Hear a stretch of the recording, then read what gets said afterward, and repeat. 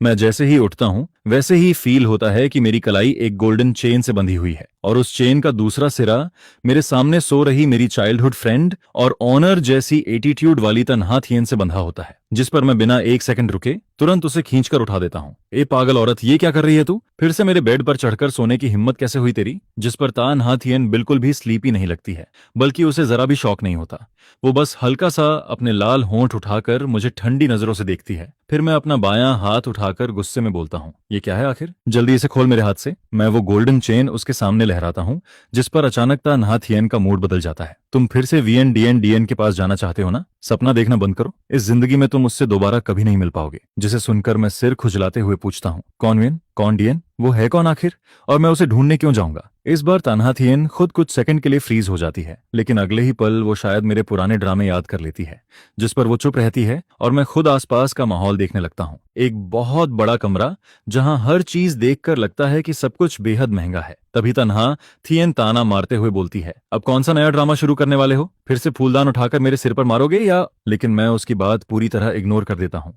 फिर मैं पूरे कमरे को तेजी से देखता हूँ और मेरे दिमाग में ढेर सारे सवाल घूमने लगते हैं। ये जगह आखिर है कहाँ? तुम्हारा घर है क्या? लेकिन तुम्हारा घर तो ऐसा बिल्कुल नहीं था। और मैं यहाँ कैसे आया? हम दोनों साथ में बंधे क्यों हैं? ऊपर से एक ही बेड पर क्यों सो रहे थे? तुमने मेरे साथ किया क्या है? और ये चेन, ये एलॉय है ना? असली सोना तो नहीं लगता। जिस पर वो मुझे घूरते हुए बोलती है, तुम्हें सच में नहीं पता ये जगह कहाँ है? ये वही घर है जो तुमने मुझसे छुपाकर खरीदा था। और ये मासूम बनने का नाटक मेरे सामने मत करो। तभी अचानक मुझे हवा में कुछ अजीब दिखाई देता है, एक ट्रांसपेरेंट टेक्स्ट जो हवा में तैर रहा होता है। लो, आ गया फिर से मेमोरी लॉस वाला ड्रामा शुरू। बेचारी मैडम था, पता नहीं इस बार ये कितने दिन एक्टिंग करेगा। मैं बोल रही हूँ, एक दिन भी नहीं टिकेगा। फीमेल साइड कैरेक्टर अब सब समझ चुकी है। ये तीसरी बार यही ट्रिक यूज कर रहा है। इस बार मैडम तब बिल्कुल बेवकूफ नहीं बनने वाली। वैसे आज वीएन डीएनएम नजर नहीं आ रही क्या? उसे छोड़ो, फीमेल लीड में ऐसा खास है ही क्या? जरा अपनी वाइफ को भी देख लो, कितनी दुखी है बेचारी। अरे ये तो बहुत इनोसेंट बन रहा है। उन वर्ड्स का हर सेंटेंस मैं समझ पा रहा होता हूँ, लेकिन उन्हें जोड़ते ही मेरी रीढ़ तक ठंडी पड़ जाती है। ये क्या मजाक है?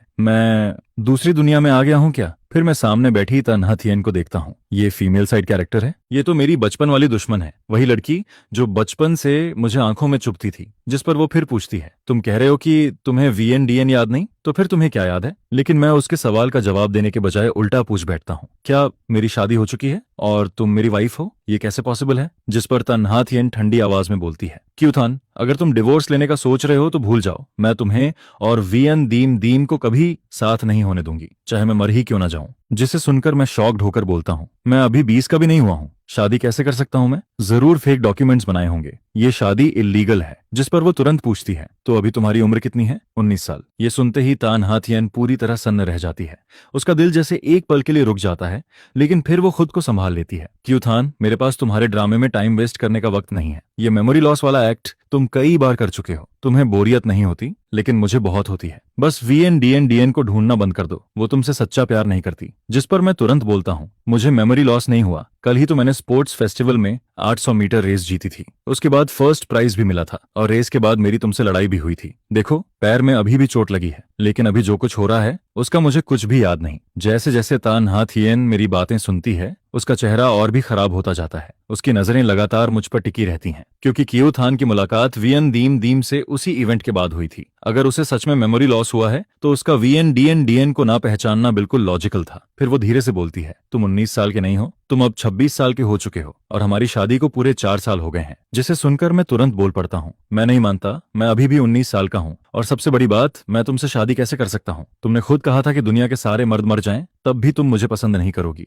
जिस पर वो गहरी सांस लेकर बोलती है, आज के लिए मैं तुम्हारी बात मान लेती हूँ, लेकिन अगर पता चला कि तुम फिर से झूठ बोल रहे हो तो अगली बार सिर्फ एक चेन से नहीं बांधूंगी। फिर मैं उस चेन को उत्सुकता से देखते हुए पूछता हूँ, नाथियन, ये चेन असली सोने की है या एलॉय? असली गोल्ड है, लेकिन 18 कैरेट, क्योंकि प्योर गोल्ड बहुत सॉफ्ट होता है। जिसे सुनकर मैं तुरंत बोलता हूँ, तो मतलब अलॉय ही हुआ ना? मैं तो बेवजह खुश हो गया था। मेरी बात सुनकर तन्हा थियन की आवाज थोड़ी नरम हो जाती है। तुम्हें जो चाहिए मुझसे बोल देना, मैं खरीद दूंगी। जिस पर मैं हैरानी से उसे देखता हूँ, तुम इतनी बदल गई? पहले तो पॉकेट मनी मांगना भी इम्पॉसिबल मिशन लगता था। तुम खुद बोलती थी कि तुम्हारे पैसे सिर्फ तुम्हारे हस्बैंड के लिए हैं। फिर वो धीरे से जवाब देती है, क्योंकि अब तुम ही मेरे हस्बैंड हो। जिसे सुनकर मैं और भी कंफ्यूज हो जाता हूँ। आखिर मैंने तुमसे शादी कैसे कर ली? पागल तुम हुई थी या मैं? फिर तन्हा थियन बेड के पास से मैरिज सर्टिफिकेट निकालकर मेरी तरफ फेंक देती है, जिस पर बड़ा सा ऑफिशियल स्टैंप लगा लगा होता है। मैं तारीख देखकर पूरी तरह शॉक हो जाता हूँ। 22 साल की उम्र में, मतलब ग्रेजुएशन के तुरंत बाद हमारी शादी हो गई थी। इसके बाद सुबह की धूप बड़े ग्लास विंडो से अंदर आती है। तान्हा थियन चुपचाप डाइनिंग टेबल पर बैठी होती है। उसकी नजरें मेरी तरफ हल्के से उठती हैं। तभी मेड हुआंग सम्मान से बोलती है, मैडम ब्रेकफास्ट तैयार है। मैं जैसे ही टेबल पर रखा शानदार खाना देखता हूँ,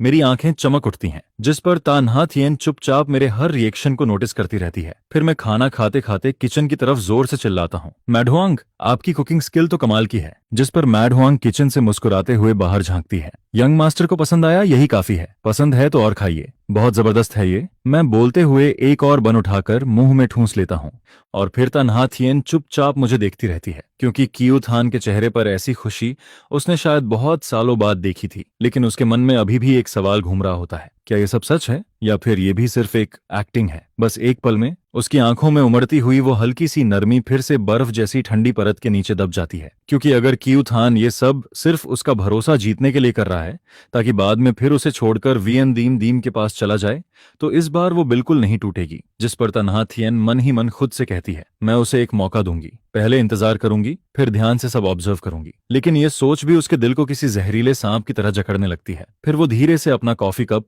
नीचे रख देती है। अगर कियू थान फिर से मुझे धोखा देने की कोशिश करेगा, तो बेसमेंट में रखा वो गोल्डन केज अभी भी खाली है और मुझे उसे उसके अंदर बंद करने में जरा भी दिक्कत नहीं होगी। उधर मैं आराम से खाना खा रहा होता हूँ, तभी अचानक पूछ बैठता हूँ, नाहा थियन, मुझे याद क्यों नहीं कि तुम्हारा घर पहले इतना अमीर था। ये विला तो बहुत एक्सपेंसिव लग रहा है। क्या ये सब तुमने खुद कमाया है? और इन सालों में आखिर तुमने कितना पैसा कमाया? जिसे सुनकर तान्हा थियन कुछ पल के लिए चुप हो जाती है, क्योंकि पहले वाला कियू थान कभी उसके बिजनेस या उसकी प्रॉपर्टी में स्लाइटेस्ट इंटरेस्ट भी नहीं दिखाता था। उसके दिमाग में हमेशा सिर्फ वीएन डीएन डीएन रहती थी। वो सिर्फ उसी के बारे में सोचता, उसी की केयर करता और उसे खुश करने के लिए हर तरह की ट्रिक यूज करता था। फिर तान्हा थियन गहरी सांस लेकर जवाब देती है, इतना भी महंगा नहीं है, बस करीब 300 मिलियन युआन का है और मेरी टोटल प्रॉपर्टी शायद कुछ बिलियन युआन के आसपास होगी। 300 मिलियन सुनते ही मेरी आंखें पहले ही बड़ी हो चुकी होती हैं, लेकिन बिलियन सुनते ही ऐसा लगता है जैसे आंखें बाहर गिर जाएंगी। हे भगवान, मतलब तुम तो बहुत ज्यादा रिच हो। जिस पर मैं तुरंत चॉपस्टिक्स नीचे रख देता हूँ और बेहद सीरियस फेस बनाकर उसकी तरफ देखता हूँ। तुमने अभी कहा ना कि हम लीगली मैरिड हैं? जिस पर वो हल्का सा आईब्राउ उठाकर पूछती है, क्या तुम हस्बैंड वाइफ की जॉइंट प्रॉपर्टी के बारे में सोच रहे हो? मैं तुरंत एक्साइटेड होकर बोलता हूँ, मतलब तुम्हारी प्रॉपर्टी का आधा हिस्सा मेरा भी हुआ ना, तो मैं भी बिलियनियर बन गया। फिर अगले ही पल मैं मुस्कुराते हुए आगे झुकता हूँ, तो अभी सेलिब्रेट करें क्या? लेकिन यहाँ थोड़ा ऑकवर्ड नहीं होगा? क्यों ना बेडरूम में चलते हैं? आखिर मैं और तान्हा थियन हस्बैंड वाइफ हैं। थोड़ा इंटीमेसी हो भी जाए तो क्या फर्क पड़ता है? वैसे भी नुकसान तो मेरा कुछ होने वाला नहीं। मेरे चेहरे की वो चमकदार स्माइल देखकर तान्हा थियन फिर सोच में पड़ जाती है, क्योंकि मेरे चेहरे पर न कोई चालाकी थी, न कोई डार्क इंटेंशन। जिस पर वो मन ही मन सोचती है, क्या उसे सच में मेमोरी लॉस हुआ है? क्योंकि पहले चाहे कियू थान कितनी भी एक्टिंग कर ले, उसकी आंखों में उसके लिए नफरत साफ दिखाई देती थी। नहीं, मुझे अभी और ऑब्जर्व करना होगा। फिर वो अचानक बोलती है, हमारे बीच प्रेनअप एग्रीमेंट साइन हुआ था। जिसे सुनकर मैं कंफ्यूज होकर पूछता हूँ, प्रेनअप? हाँ, अगर डिवोर्स हुआ तो तुम खाली हाथ जाओगे। ये सुनते ही मेरे चेहरे की सारी खुशी ऐसे गायब हो जाती है जैसे हवा निकल गया बन। ये तो बहुत बड़ा शौक है। तुमने मुझसे इतनी सावधानी बरती थी? तान्हा थियन, मुझे उम्मीद नहीं थी कि तुम ऐसी इंसान निकलोगी। तुमने मेरा दिल तोड़ दिया। जिस पर वो सीधा जवाब देती है, ये आइडिया तुम्हारा था। शादी से पहले तुमने खुद इंसाइट किया था। मैंने खुद कहा था। मैं पूरी तरह स्टनर्ड होकर बोलता हूँ, उस वक्त क्या मैं पागल था? कौन अपनी मर्जी से पैसा छोड़ता है? जिस पर तान्हा थियन की आंखों में हल्की उदासी उतर आती है, क्योंकि उस समय वाला कियू थान उससे शादी करना ही नहीं चाहता था। वो सिर्फ वियन दीम दीम से हर्ट होकर टूट चुका था, इसलिए मजबूरी में इस शादी के लिए राजी हुआ था। और वो प्रेनअप एग्रीमेंट भी उसी ने इंसाइट करके साइन करवाया था। वो हमेशा यही याद दिलाता था कि दोनों सिर्फ नाम के हस्बैंड वाइफ हैं। फिर मैं दोबारा पूछता हूँ, आखिर हमारी शादी हुई कैसे? और ये वीएन डीएन डीएन आखिर किस फैमिली की लड़की है? जैसे ही मैं ये सवाल पूछता हूँ, वैसे ही वो फ्लोटिंग कमेंट्स फिर मेरी आंखों के सामने आ जाते हैं। कियू थान, तुम्हारी असली वाइफ तो वियन दीम दीम है। अरे छोड़ो भी, उसकी लीगल वाइफ तो साफ साफ तान्हा थियन है। ना थियन और कियू थान परफेक्ट कपल हैं। तुम लोग फीमेल विलन को लीड बनाना क्यों चाहते हो? चीटिंग करने वाली औरत हीरोइन बनने लायक नहीं होती। बस वेट करो, हीरो को सब याद आते ही वो हीरोइन के पास लौट जाएगा। तुम लोग ऑफिशियल सीपी को डिस्टर्ब करना बंद करो। इन कंफ्यूजिंग कमेंट्स को देखकर मैं धीरे धीरे अपनी हालत समझने लगता हूँ। शायद मैं इस कहानी का ऑब्सेस्ड मेल लीड हूँ। तान्हा थियन विलन साइड कैरेक्टर है और वीएन डीएनएम वो हीरोइन जिसने मुझे पूरी तरह पागल बना दिया। लेकिन मैं सोचने लगता हूँ, आखिर वो वीएन डीएम दिखती कैसी है जो मैं उसके लिए जान देने तक तैयार हो गया? उधर तान्हा थियन काफी देर तक चुप खड़ी रहती है, फिर आखिरकार धीरे से बोलती है, वीएन डीएन तुम्हारा फर्स्ट लव है। उसके लिए तुमने मुझे काउंटलेस बार धोखा दिया, झूठ बोला और हर तरह की चाल चली। जिसे सुनकर मैं अपना सिर पकड़ लेता हूँ। हे भगवान, मैंने आखिर वो स्टूपिड प्रिनअप क्यों साइन किया था? मैं कितना बड़ा बेवकूफ था। मुझे खुद को कोसते देखकर तान्हा थियन थोड़ा घबरा जाती है, क्योंकि सुबह उठते ही मेमोरी लॉस और अब खुद को गालियां देना, ये सब बहुत अबनॉर्मल लग रहा था। फिर वो चिंता से पूछती है, क्या मैं फैमिली डॉक्टर को बुलाऊं? जिस पर मैं तुरंत हाथ हिलाकर मना कर देता हूँ, नहीं नहीं, मैं बिल्कुल ठीक हूँ। लेकिन तान्हा थियन मेरी हर छोटी हरकत को ध्यान से नोटिस कर रही होती है। ये सब बहुत अजीब है। आज उसका हर एक्शन अलग क्यों लग रहा है? फिर उसके मन में शक और बढ़ने लगता है। क्या उसने सीक्रेटली फिर से VNDN से कांटेक्ट किया है? क्या उस औरत ने फिर उसके दिमाग में कुछ भर दिया? कहीं ये पूरा मेमोरी लॉस वाला ड्रामा कोई केयरफुली प्लान्ड स्कीम तो नहीं? लेकिन साथ ही उसे ऐसा भी लग रहा था जैसे समय पीछे लौट आया हो, जैसे वो पुराना कियो थान वापस आ गया हो, जो अभी वियन दीम दीम के प्यार में अंधा नहीं हुआ था, जिस पर उसकी आंखें धीरे धीरे और ठंडी होती जाती हैं और उसके दिल का शक किसी जंगली बेल की तरह बढ़ता ही जाता है। इसके बाद ब्रेकफास्ट खत्म होता है। तान्हा थियन कंपनी के काम की वजह से कोट पहनकर ऑफिस जाने लगती है। उधर मैं अभी भी मुंह में बंद दबाए बैठा होता हूँ। जैसे ही उसे बैग लेकर बाहर जाते देखता हूँ, वैसे ही जल्दी से उसके पीछे भागता हूँ। फिर मैं उसके पीछे पीछे चलते हुए पूछता हूँ, तुम कहाँ जा रही हो? जिस पर वो मुड़कर जवाब देती है, ऑफिस, काम पर जा रही हूँ। और मैं सिर खुजलाते हुए ऑकवर्ड स्माइल देता हूँ। ओह हाँ, मैं तो भूल ही गया था। जिस पर मैं तुरंत पूछ बैठता हूँ, तो फिर मेरा क्या? मैं किस कंपनी में काम करता हूँ? लेकिन तान्हा थियन बिना एक्सप्रेशन बदले सीधा जवाब देती है, तुम्हें घर से बाहर जाने की परमिशन नहीं है। जिसे सुनकर मैं हैरानी से उसकी तरफ देखता हूँ। क्या? लेकिन क्यों? फिर वो ठंडी नजरों से मुझे घूरते हुए बोलती है, क्योंकि मुझे अभी भी लगता है कि तुम कोई नया ड्रामा कर रहे हो। मेरे सामने तुम्हारी क्रेडिबिलिटी बहुत पहले खत्म हो चुकी है। जिस पर मैं तुरंत सफाई देने लगता हूँ, लेकिन मैं सच बोल रहा हूँ। मुझे पिछले 6 सालों की कोई याद नहीं है, यहाँ तक कि उस VNDNMDNM नाम की लड़की का चेहरा तक याद नहीं। इस हालत में मैं आखिर कर ही क्या सकता हूँ? फिर तान्हा थियन धीमी लेकिन सख्त आवाज में बोलती है, अगर सच में सब भूल चुके हो तो चुपचाप घर में रहो। बाहर जाने की बिल्कुल कोशिश मत करना, और भागने का तो सोचना भी मत। पूरे घर में सिक्योरिटी गार्ड्स लगे हुए हैं। उसकी आंखों में अभी भी पूरा शक भरा होता है। फिर वो अचानक हाथ आगे बढ़ाकर बोलती है, फोन दो। जिस पर मैं तुरंत प्रोटेस्ट करता हूँ, अरे मैंने हाउस अरेस्ट मान लिया ना, कम से कम थोड़ा एंटरटेनमेंट तो रहने दो। फिर वो जवाब देती है, थोड़ी देर में तुम्हें नया फोन मिल जाएगा। ये सुनते ही मैं खुश होकर हाथ से ओके साइन बना देता हूँ। इसके बाद तान्हा थियन जैसे ही बाहर निकलती है, वैसे ही मुड़कर गार्ड्स को ठंडी आवाज में ऑर्डर देती है, इन पर कड़ी नजर रखो, इन्हें कहीं बाहर मत जाने देना और किसी से कांटेक्ट भी नहीं करने देना, खासकर VNDN से तो बिल्कुल नहीं। जिस पर सारे गार्ड्स एक साथ जवाब देते हैं, जी मैडम ता। उधर तान्हा थियन की असिस्टेंट उसके साथ साथ चलते हुए जल्दी जल्दी आज का पूरा शेड्यूल बताने लगती है। मैडम ता, आज रात की बिडिंग मीटिंग बहुत इंपॉर्टेंट है। इस प्रोजेक्ट के लिए तो ग्रुप और कई बड़े बिजनेस ग्रुप्स के बीच कड़ी कंपटीशन चल रही है। असिस्टेंट शायद सुबह वाली मेरी हरकतों के बारे में सुन चुकी थी, इसलिए उसके चेहरे पर साफ चिंता दिखाई दे रही थी, क्योंकि पहले भी हर बार जब मैं कोई ड्रामा करता था, उसके पीछे असली मकसद VN ग्रुप की मदद करना होता था। हालांकि VN ग्रुप के सामने सिर्फ ताई ग्रुप ही कॉम्पिटिटर नहीं था, लेकिन सबसे बड़ा ऑब्स्टेकल जरूर ता ग्रुप ही था। असिस्टेंट काफी देर तक सोचने के बाद आखिर हिम्मत करके बोलती है, मैडम ता, अगर सर फिर से एक्टिंग कर रहे हो तो? जिस पर तान्हा थियन बिना कुछ बोले उसकी तरफ देखती रहती है और असिस्टेंट जल्दी से आगे बोल पड़ती है, अगर वो जानबूझकर मेमोरी लॉस का नाटक कर रहे हो ताकि आप केयरलेस हो जाएं और फिर टुनाइट की बिडिंग में VN ग्रुप को फायदा पहुंचा दें। फिर वो और भी सीरियस होकर बोलती है, सर पहले भी कई बार तक ग्रुप के इंपॉर्टेंट डील्स खराब कर चुके हैं, लेकिन आपने हमेशा उन्हें माफ किया। चाहे कंपनी को कितना भी लॉस हुआ हो, चाहे शेयर होल्डर्स कितनी भी क्रिटिसिज्म करें, आपने डिवोर्स लेने से हमेशा मना कर दिया। जिस पर फ्लोटिंग कमेंट्स फिर हवा में तैरने लगते हैं, ये हीरो सच में अंधा है क्या? इतनी परफेक्ट रिच वाइफ छोड़कर उस ग्रीन टी बिच के पीछे पड़ा है। सच में मैं होती तो ऐसे आदमी को कब का बाहर फेंक देती। मैडम तो जैसी ब्यूटीफुल और सक्सेसफुल वाइफ होने के बाद भी उस चीटिंग वाली हीरोइन के पीछे भाग रहा है। मुझे तो देखते ही गुस्सा आने लगता है, लेकिन तान्हा थियन बिल्कुल काम रहती है। फिर वो असिस्टेंट से कहती है, अगर वैसा कुछ भी हुआ जैसा तुम सोच रही हो तो तुरंत बैकअप प्लान शुरू कर देना, चाहे कुछ भी हो जाए। इस बार प्रोजेक्ट हमारे हाथ से नहीं निकलना चाहिए। जिस पर असिस्टेंट तुरंत सिर झुकाकर जवाब देती है, जी मैडम ता। उधर मैं घर में आराम से पड़ा होता हूँ। खाना खाकर पूरा पेट भर चुका था, इसलिए सीधे बेड पर फैल जाता हूँ। और सच कहूं तो ये बेड बहुत ज्यादा लग्जूरियस था। सिल्क की बेडशीट इतनी स्मूथ थी कि हाथ फिसल जाए। मैट्रेस इतना सॉफ्ट था कि लगता था बादलों पर लेटा हूं। ऊपर से स्मार्ट बेड भी था जो खुद पोजीशन एडजस्ट कर रहा था, जिस पर मैं आराम से करवट बदलते हुए सोचता हूँ, ऐसे बेड पर तो जिंदगी भर पड़ा रह सकता हूँ, बाहर जाने की जरूरत ही क्या है। फिर मैं पुरानी बातें याद करने लगता हूँ। पहले क्यू फैमिली और द फैमिली बस अच्छी खासी रिच फैमिलीज थी, महंगी चीजें खरीद सकते थे, लेकिन इतना जायंट विला खरीदना इम्पॉसिबल था। जिस पर मैं और कंफ्यूज्ड हो जाता हूँ, आखिर तान्हा थियन इतनी अमीर बनी कैसे? फिर मेरी नजर उन फ्लोटिंग कमेंट्स पर जाती है जो अभी भी हवा में तैर रहे थे, लेकिन उनमें ज्यादातर रैंडम बकवास ही होती है, कोई यूजफुल इन्फॉर्मेशन नहीं मिलती। जिस पर मैं बोर्ड होकर उन्हें इग्नोर कर देता हूँ और नया फोन लेकर इंटरनेट स्क्रॉल करने लगता हूँ। लेकिन थोड़ी देर बाद अचानक एक मैसेज पॉपअप होता है, क्यूथन, टुनाइट वाला प्रोजेक्ट मेरी कंपनी के लिए बहुत इंपॉर्टेंट है, तुम्हें मैंने किसी भी तरह तान्हा थियन को रोकना होगा। जैसे ही ग्रुप बाहर हो जाएगा, हम शादी कर लेंगे। ये मैसेज पढ़कर मैं अभी सिर खुजला ही रहा होता हूँ कि तभी फ्लोटिंग कमेंट्स फिर सामने आ जाते हैं। वाह,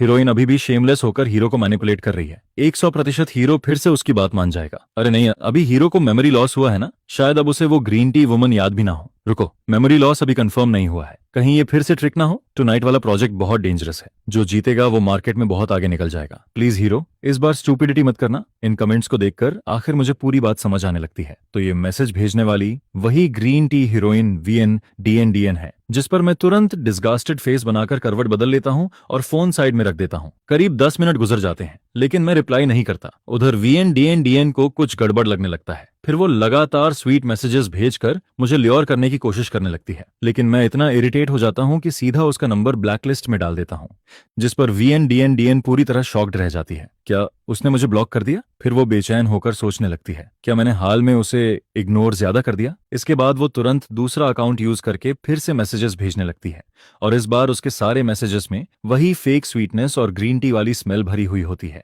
लगभग सारी बातें यही थीं कि वो खुद को इनोसेंट साबित करना चाहती थी। उसके और बाकी मर्दों के बीच जो भी रिलेशनशिप थे, वो सब सिर्फ बिजनेस पार्टनरशिप थी। उसके दिल में अगर कोई था तो सिर्फ मैं। वो इतना पैसा भी सिर्फ इसलिए कमा रही थी ताकि मुझसे शादी कर सके। यहाँ तक कि आज रात वाले प्रोजेक्ट को छीनने की उसकी प्लानिंग भी सिर्फ हमारे फ्यूचर के लिए थी, जिस पर मैं तुरंत उसे रिप्लाई करता हूँ, पहले 5 मिलियन ट्रांसफर करो, फिर देखेंगे तुम्हारी फीलिंग्स कितनी रियल हैं। बस इतना सुनते ही VN तुरंत अपना रंग बदल देती है। तुम बदल गए हो क्यूथान, पहले तुम इतने प्रैक्टिकल इंसान नहीं थे, तुम बहुत प्योर, इनोसेंट और काइंड हुआ करते थे, बिल्कुल साफ क्रिस्टल जैसे। जरूर तुम तन्हाथियन के साथ ज्यादा वक्त बिताने लगे हो, उसी ने तुम्हें खराब किया है, तुम्हें उससे दूर रहना चाहिए। मैं इतनी मेहनत सिर्फ हमारे फ्यूचर के लिए कर रही हूँ, फिर भी तुम मेरी मदद क्यों नहीं कर रहे? जिसे सुनकर मैं माथा सिकोड़कर गहरी सोच में पड़ जाता हूँ। क्या मैं सच में इतना बड़ा बेवकूफ था जो ऐसी औरत को पसंद करता था? फिर मैं खुद से ही बड़बड़ाने लगता हूँ, मैं आखिर दूसरी दुनिया में आया हूँ या सच में मेमोरी लॉस हुआ है? लेकिन चाहे जो भी हो, मैं इतना गिरा हुआ टेस्ट तो नहीं रख सकता। इसके बाद मेरा उससे बहस करने का भी मन नहीं करता। मैं सीधा उसका दूसरा नंबर भी ब्लैकलिस्ट में डाल देता हूँ और फिर आराम से फोन लेकर अपनी पुरानी फोटोज देखने लगता हूँ। उधर VN को पूरा भरोसा होता है कि उसने सारे ट्रेसेस मिटा दिए हैं, लेकिन तभी अचानक मैड वॉन्ग घबराई हुई तन्हाथियन को कॉल करती है।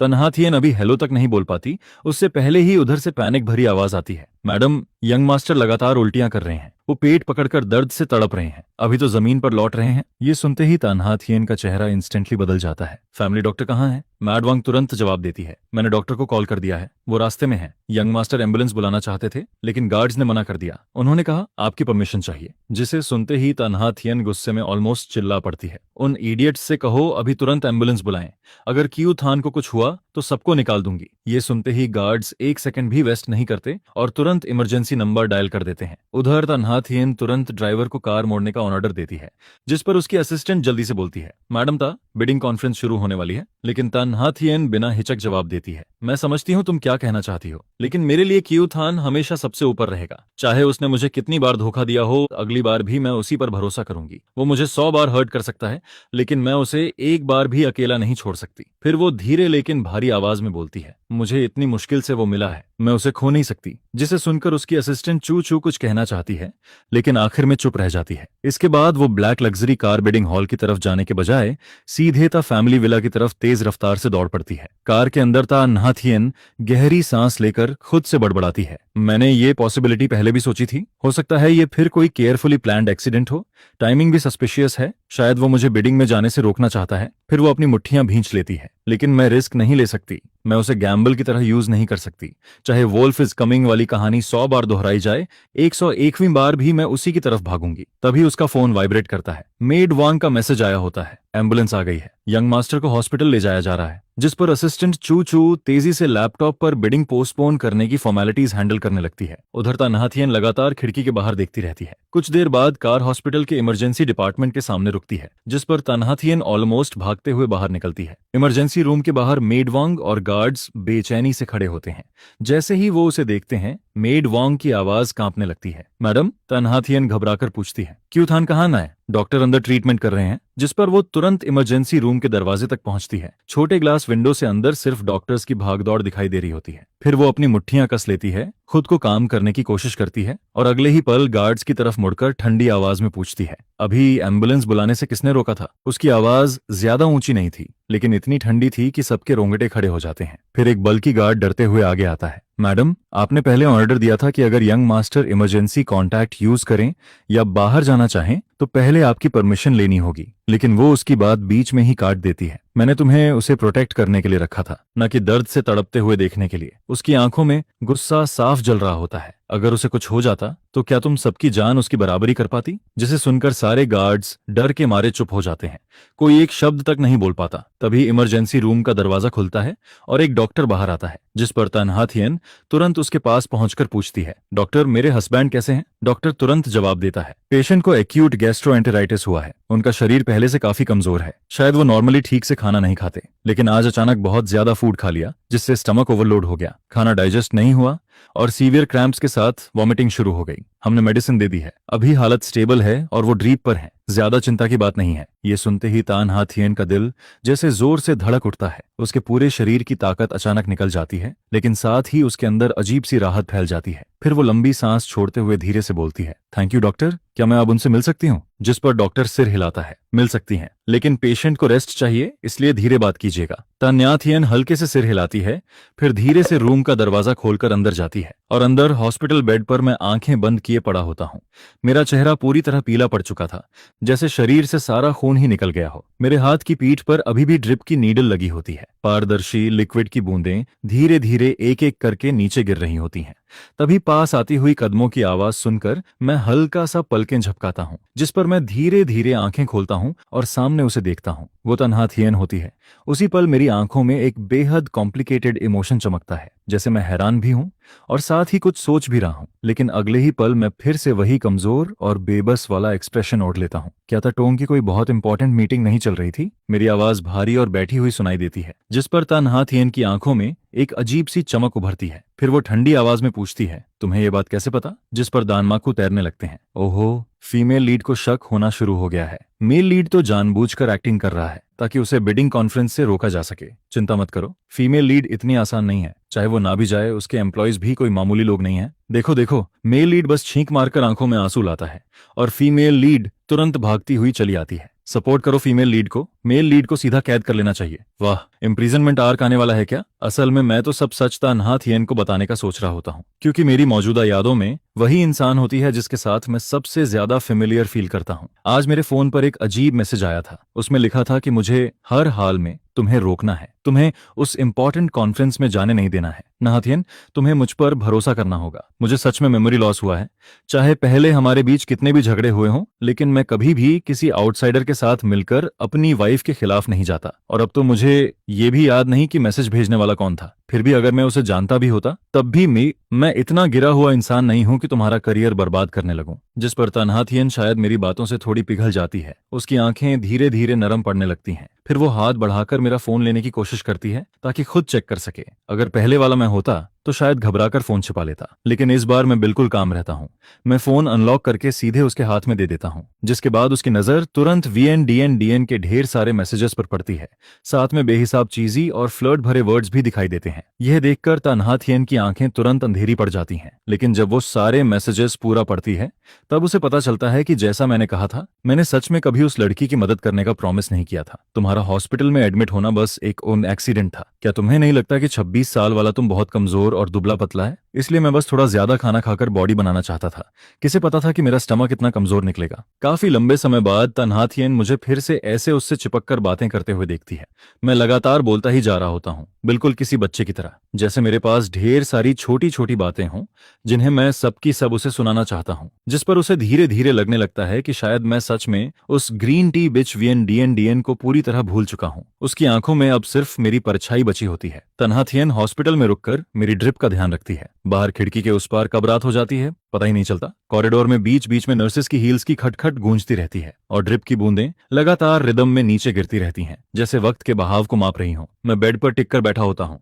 चेहरा अभी भी थोड़ा पीला और कमजोर दिखता है, लेकिन मेरी आंखें असामान्य रूप से चमक रही होती हैं, जैसे मैं धुंध के पीछे छिपी अपनी खोई हुई मेमोरीज को डेस्परेटली वापस पकड़ना चाहता हूँ। मैं लगातार सवाल पूछता रहता हूँ। सारे सवाल उन 6 सालों से जुड़े होते हैं जिन्हें मैं पूरी तरह भूल चुका हूँ। शुरुआत में तन्हा थियन बस छोटे छोटे जवाब देती है। कई बार तो वो जानबूझकर टॉपिक बदलने की कोशिश भी करती है, क्योंकि उसके लिए वो 6 साल किसी नाइटमेयर से कम नहीं थे। वो साल जब उसे बार बार अपने शब्द निगलने पड़े, वो साल जब उसे मजबूरी में मुझे दूसरी लड़की के पीछे भागते देखना पड़ा। जेलसी, ग्रीवेंस और हेल्पलेसनेस का वो एहसास उसकी हड्डियों तक में धंसा हुआ था। उन 6 सालों में हमारे बीच सिर्फ डार्कनेस और सफोकेशन बची हुई थी, इसलिए वो पुरानी बातों को बिल्कुल याद नहीं करना चाहती थी। लेकिन हर बार जब वो चुप होने की कोशिश करती, उसकी नजर मेरी आंखों से टकरा जाती। मेरी आंखों में अब अतीत के लिए कोई ऑब्सेशन या रिग्रेट नहीं बचा होता। वहां सिर्फ प्योर क्यूरियोसिटी दिखाई देती है, बिल्कुल शांत ऑटम स्ट्रीम की तरह साफ और ट्रांसपेरेंट, जिस पर तन्हाथियन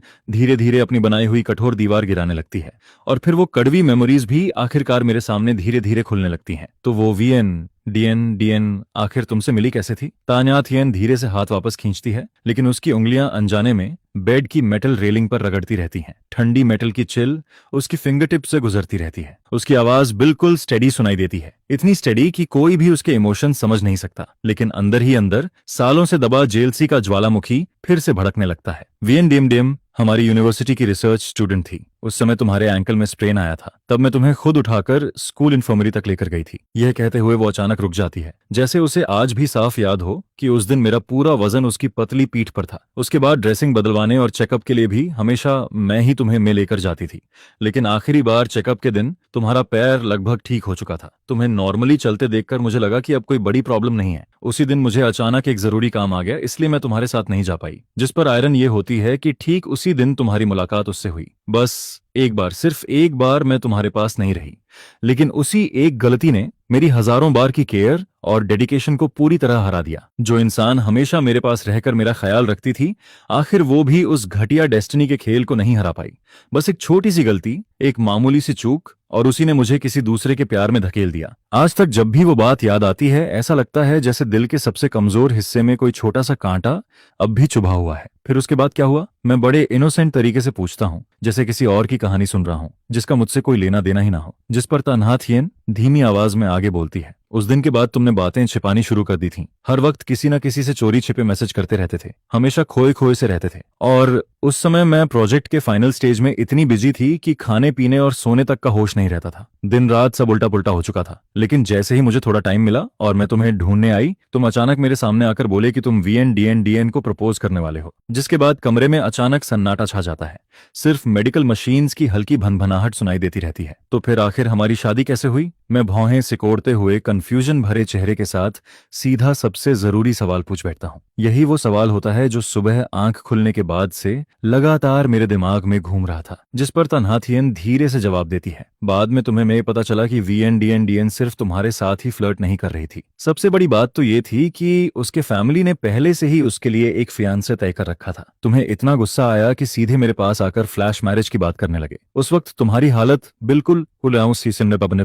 बिल्कुल किसी छोड़े हुए पप्पी जैसी थी, और मैं उस समय बस तुम पर तरस खाकर मान गई थी। लेकिन तन्हाथियन झूठ बोल रही होती है। सच तो ये था कि वो हमेशा से मुझे सीक्रेटली चाहती थी, बस कभी पा नहीं सकी। और तभी अचानक मैं खुद उसके सामने एक गोल्डन चांस बनकर आ गया था। रुको जरा, मैं शॉक्ड होकर सीधा उठकर बैठ जाता हूँ। भूख और गुस्से की वजह से मेरी आवाज तक कांपने लगती है। इसी बीच तेज मूवमेंट की वजह से हाथ में लगी नीडल भी हल्की बाहर खिसक जाती है। तो इसका मतलब मैं किसी और का बॉयफ्रेंड छीनने वाला चीप साइड कैरेक्टर था? मैं लगभग चिल्ला पड़ता हूँ। दिल के अंदर डिसबिलीफ और एम्बैरेसमेंट दोनों एक साथ उमड़ने लगते हैं। इस वक्त मुझे समझ ही नहीं आता कि मुझे कैसा एक्सप्रेशन बनाना चाहिए। असल में मैं जानबूझकर तन्हाथियन से पिछले 6 सालों की सारी बातें डिटेल में पूछ रहा होता हूँ।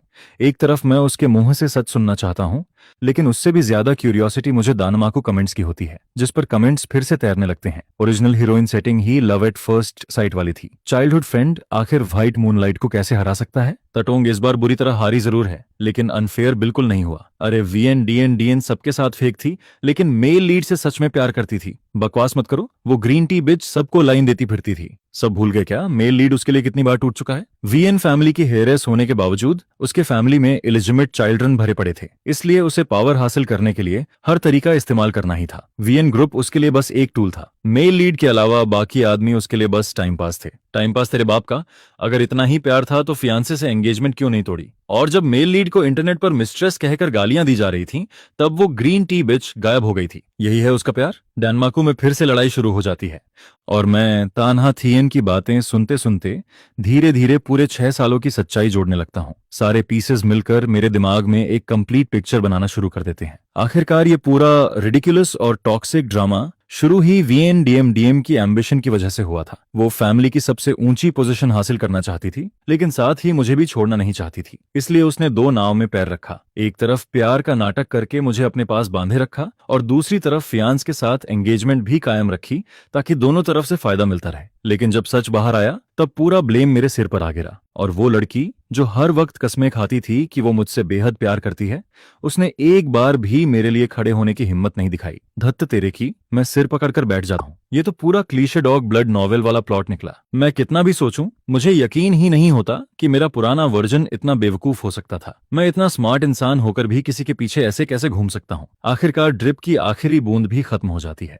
फिनाली, अब मैं इस दवाई की बदबू वाले हॉस्पिटल से निकल सकता हूँ। जैसे ही मैं बाहर निकलता हूँ, मेरी नजर सामने खड़ी शाइनी लग्जरी कार पर जाकर अटक जाती है। मेरी आंखें तुरंत चमक उठती हैं। वाह भाई, ये कार तो एकदम बीस्ट लग रही है। मैं खुद को रोक नहीं पाता और उंगलियां धीरे धीरे कार की बॉडी पर फेरने लगता हूँ।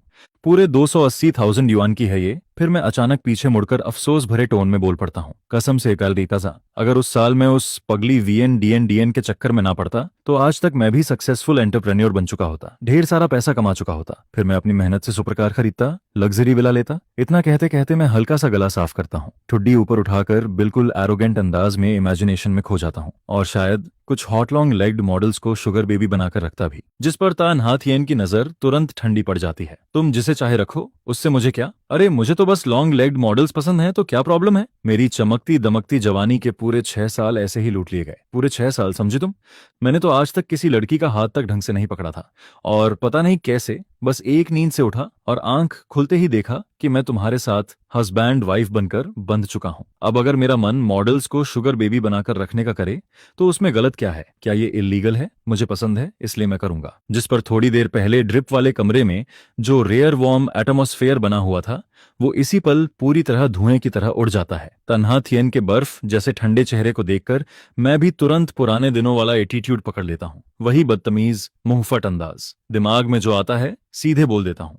इतना बोलने के बाद मैं सीधे कार में घुसने लगता हूँ, लेकिन जानबूझकर उसे छेड़ने के लिए फ्रंट सीट छोड़कर पीछे वाला दरवाजा खोलता हूँ। फिर बड़े आराम से अंदर बैठकर फैल जाता हूँ, जैसे ताटोंग मेरी पर्सनल ड्राइवर हो। जिस पर तान्हा थियन मुझे ऐसे देखती है जैसे अचानक पुराने दिनों वाला मैं वापस लौट आया हो। उसके होंठों पर अनजाने में हल्की सी स्माइल आ जाती है। फिर वो खुद पीछे का डोर खोलती है और मेरा कॉलर पकड़कर मुझे बाहर खींच लेती है। नीचे उतरिए यंग मास्टर। ये पहली बार होता है जब मैं तान्हा थियन को इतना चाइल्डिश और सुल्किंग अंदाज में देखता हूँ, जिस पर मैं भी कूअनपरेट करते हुए खुद को उसकी पकड़ में छोड़ देता हूँ और वो मुझे फ्रंट पैसेंजर सीट में बैठा देती है। तुम्हारी हिम्मत कैसे हुई मुझे ड्राइवर समझने की? मेरे जैसे हैंडसम यंग मास्टर की ड्राइवर बनना भी तुम्हारे लिए ब्लेसिंग है। अंदर ही अंदर खुश हो रही होगी। जिस पर तान्हा थियन और बहस नहीं करती, बस क्वाइटली कार स्टार्ट करती है। लग्जरी कार रात की सड़क चीरती हुई सीधे ता फैमिली विला की तरफ निकल जाती है। जैसे ही कार घर के बाहर रुकती है, मैं फिर से नाटक शुरू कर देता हूँ। सीट पर फैलकर स्टीयरिंग पकड़ लेता हूँ और नीचे उतरने से मना कर देता हूँ, जिस पर तन्हा थियन मजबूर होकर बच्चों जैसी टग ऑफ वॉर शुरू कर देती है। मेरा हाथ पकड़कर मुझे खींचते हुए अंदर ले जाती है। गेट पर खड़े सर्वेंट्स ये सब देखकर शॉक रह जाते हैं। उन्होंने कभी अपने मालिक और मालकिन को ऐसे प्यार भरे अंदाज में साथ नहीं देखा था। कुछ दिन पहले तक दोनों का रिश्ता आग और पानी जैसा था। एक दूसरे को देखते ही या तो कोल्ड वॉर शुरू हो जाती थी या जोरदार लड़ाई। लेकिन आज दोनों बिल्कुल बदल चुके लग रहे थे। एक लगातार शरारत कर रहा था और दूसरी उसे देखकर प्यार से मुस्कुरा रही थी, जिस पर सर्वेंट्स के मन में एक ही ख्याल आता है, शायद इतने सालों की जमी बर्फ आखिरकार पिघलने वाली है। तान्हा थियन बिना किसी झिझक के मेरा हाथ पकड़कर हॉलवे से होते हुए सीधे मास्टर बेडरूम तक ले जाती है। फिर मुझे सॉफ्टली बेड पर धक्का देकर बैठा देती है, लेकिन खुद उसके गाल अचानक लाल हो जाते हैं। उसकी ये अनएक्सपेक्टेड जेंटलनेस देखकर मैं कुछ सेकंड के लिए ब्लैंक हो जाता हूँ। फिर बिना सोचे बोल पड़ता हूँ, तुम काफी बदल गई हो। क्या तुम इनडायरेक्ट तरीके से मुझे बूढ़ी बोल रहे हो? भूलना मत, हम दोनों सेम एज के हैं। ऊपर से मैं तुमसे पूरा 1 हफ्ता बड़ा हूँ। तो मतलब तुम कहना चाहती हो कि मैं ओल्ड हो गया हूँ? मैंने ऐसा कब कहा? जिस पर तन्हाथियन वार्डरोब की तरफ चली जाती है। उसके होंठों पर हल्की स्माइल बनी रहती है। पहले जाकर नहा लो, हम दोनों साथ में सोएंगे। मेरे दिमाग में तुरंत अजीब अजीब इमेजिनेशन दौड़ने लगती है, जिस पर मैं सस्पिशियस होकर पूछ बैठता हूँ, हाँ, और जरूरत पड़ी तो मैं तुम्हें बांध भी दूंगी। क्या पता आधी रात को भाग जाओ। ये इलीगल डिटेंशन है, मैं पुलिस बुलाऊंगा। ठीक है, बुला लो, हम लीगली मैरिड हैं। मैं पुलिस को बोल दूंगी कि ये हस्बैंड वाइफ का प्राइवेट गेम है, देखना वो बीच में पड़ते हैं या नहीं। तन्हाथियन, तुम पूरी फीमेल हुलियन हो। जब मैं बाथरूम से निकलता हूँ तब मैंने सिर्फ नाइट सूट पहन रखा होता है, जिस पर तन्हाथियन एक पल के लिए ऑकवर्ड हो जाती है, फिर तुरंत उठकर खुद बाथरूम में चली जाती है। उसी समय बाहर रखा फोन अचानक चमक उठता है। ताटोंग, बिडिंग प्रोजेक्ट का रिजल्ट आ गया, हम जीत गए, वीएन फैमिली खत्म हो गई। तन्हाथियन जल्दी जल्दी नहाकर बाहर निकलती है, लेकिन जैसे ही वो बेडरूम में आती है उसका दिल अचानक डूब जाता है, क्योंकि कमरे में मैं कहीं दिखाई नहीं देता। उसका चेहरा तुरंत सफेद पड़ जाता है, जैसे किसी ने उसे बर्फीले कुएं में धक्का दे दिया हो। वो फिर से गायब हो गया। उसका शरीर हल्का कांपने लगता है, कोई जवाब नहीं आता। एक बुरी फीलिंग उसे अंदर से डुबाने लगती है। क्यूथन, जल्दी जाओ और उसे ढूंढ कर लाओ, अभी। तभी हॉलवे के आखिर से क्लिक की आवाज आती है। गेस्ट रूम का दरवाजा खुलता है। चिल्लाना बंद करोगी? मैं इरिटेशन भरे चेहरे के साथ बाहर आता हूँ। आधी रात में आत्मा बुला रही हो क्या? लोगों को सोने भी दोगी? जिस पर मुझे सामने देखकर तन्हाथियन आखिर राहत की सांस लेती है। मैं उसकी ऑलमोस्ट टूट चुकी हालत देखता हूँ और अंदर से थोड़ा गिल्टी फील करने लगता हूँ। मुझे अचानक कॉलेज वाला दिन याद आ जाता है, जब मेरे पैर में मोच आई थी और तन्हाथियन मुझे इन्फर्मरी तक लेकर गई थी। उस वक्त भी वो लगातार डांट रही थी, बहुत हीरो बनते हो ना तुम, अब भुगतो। पैर मुड़ गया फिर भी एटीट्यूड कम नहीं होता, सावधान रहना वरना दूसरा पैर भी तुड़वा लोगे। उसकी बात खत्म होने से पहले ही मैंने जानबूझकर पैर हिलाया था, जिस पर वो तुरंत चुप हो गई थी। 20 साल वाली तन्हाथियन भले बहुत शार्प टंग रखती थी, लेकिन जैसे ही मुझे कुछ होता वो तुरंत मेरे पास आ जाती थी, चाहे बात कितनी भी छोटी क्यों ना हो। और 26 साल वाली तन्हाथियन बाहर से भले कोल्ड दिखती हो, लेकिन अंदर से अब भी मेरी बहुत केयर करती है। मेरा मेंटल एज अभी भी काफी इम्यूचर था, इसलिए मैं बिना सोचे सीधे बोल देता हूँ, तुम सीक्रेटली मुझसे प्यार करती हो ना? ये सवाल नहीं था, मेरी आवाज में जरा भी हेजिटेशन नहीं थी, जिस पर तन्हाथियन के कदम अचानक रुक जाते हैं। बकवास मत करो और अभी तुरंत मेरे साथ रूम में चलो, यहाँ नहीं सोना है। उधर दानमाकू फिर से एक्सप्लोड हो जाते हैं, लेकिन मैं कमेंट्स पर ज्यादा ध्यान नहीं दे पाता, क्योंकि तन्हाथियन अब मेरे ठीक सामने खड़ी होती है। खुद चलकर वापस आओगे या फिर मैं लोगों को बुलाकर उठवाऊं? उसकी आंखें बर्फ जैसी ठंडी होती हैं और उसकी आवाज साफ बता रही होती है कि ये रिक्वेस्ट नहीं, सीधा ऑर्डर है। मैं तुरंत अपना चेहरा दूसरी तरफ घुमा लेता हूँ और घबराकर कहता हूँ, तुम बस लिविंग रूम में सो जाओ, तुम कहीं भाग थोड़ी जाओगे जो मुझे टेंशन हो। मुझे तुम्हें कोई इंटरेस्ट नहीं है, जरा खुद को देखो कितने दुबले हो गए हो। जिस पर मैं भी इंस्टिंक्टिवली खुद को ऊपर से नीचे तक देखने लगता हूँ। वो अब भी उतनी ही जहरीली जुबान में बात करती है, लेकिन फिर भी मैं उसकी आंखों के अंदर छिपी हुई वो चीज पकड़ लेता हूँ। उसकी आंखों में दर्द की एक हल्की सी चमक गुजरती है, जैसे मुझे हर्ट करते हुए वो खुद अपने दिल को भी काट रही हो। जिस पर मैं पूछता हूँ, तो फिर तुम मुझे बांधकर रखने पर इतनी अड़ी क्यों रहती हो? तुम जानते हो इस तमाम सालों में बहुत कुछ हुआ था।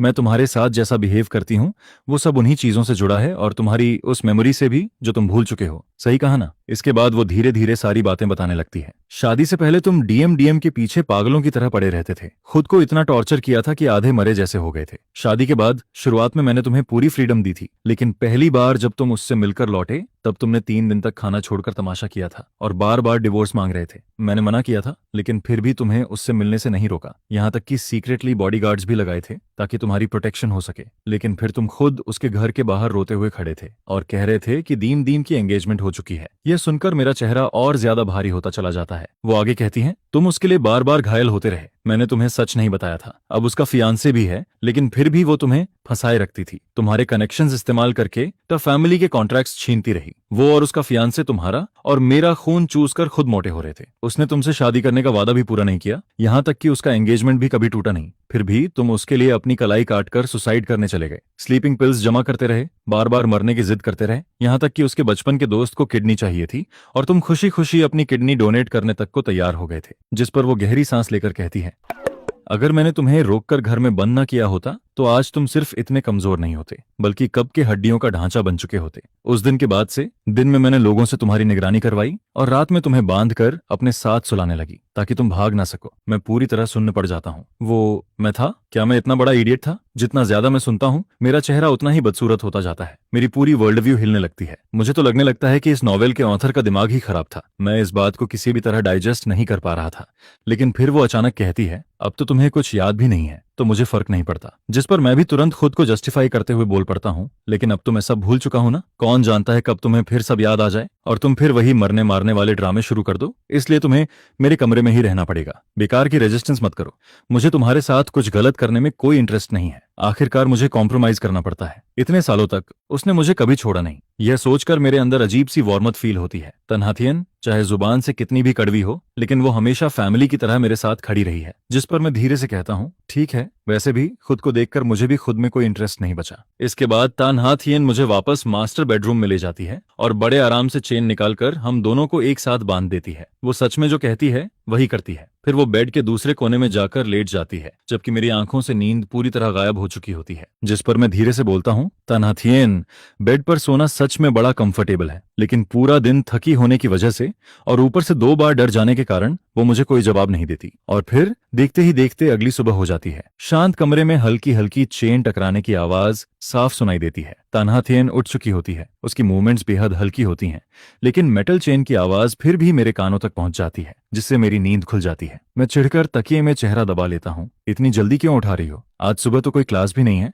मुझे आराम से सोने दो ना। जिस पर वो धीमी आवाज में कहती है, पहले नीचे आकर ब्रेकफास्ट कर लो, उसके बाद जितना सोना है सो लेना। मैं आंखें बंद किए पड़ा रहता हूँ, लेकिन तभी मेरे दिमाग में कुछ गड़बड़ सी होने लगती है। रुको, मेंस डॉर्मेट्री में किसी लड़की की आवाज कैसे आ सकती है? और अगले ही पल टूटी हुई मेमोरीज अचानक जुड़ने लगती हैं। मैं ऐसे उछलकर बैठ जाता हूँ जैसे किसी ने मेरे ऊपर उबलता पानी डाल दिया हो। जिस पर वो हल्का सा मुस्कुराकर कहती है, तुम्हारी मेमोरी तो काफी अच्छी है, इतनी अच्छी तरह याद है कि आज कोई क्लास नहीं है। लेकिन मैं जवाब नहीं देता। मैं बस बेड पर बैठा और भी गहरे शौक और कंफ्यूजन में डूब जाता हूँ। 6 साल पहले की बातें मुझे ऐसे याद आने लगती हैं जैसे कल की ही बात हो। मेरे सामने खड़ी यह औरत और मेरे शरीर का बदल चुका एहसास दोनों मुझे यही बता रहे होते हैं कि सच में पूरे 6 साल गुजर चुके हैं। लेकिन यह बात बिल्कुल भी नॉर्मल नहीं थी। मेमोरी लॉस में इंसान सब भूल जाता है। फिर ऐसा कैसे हो सकता है कि पुरानी बातें साफ याद रहें, लेकिन बीच के पूरे 6 साल गायब हो जाएं? जिस पर मेरे दिमाग में एक और भी ज्यादा पागलपन भरा ख्याल आता है, क्या मैं टाइम ट्रैवल करके यहाँ आ गया हूँ? पता हूँ। इसी बीच नीचे से उसकी आवाज आती है,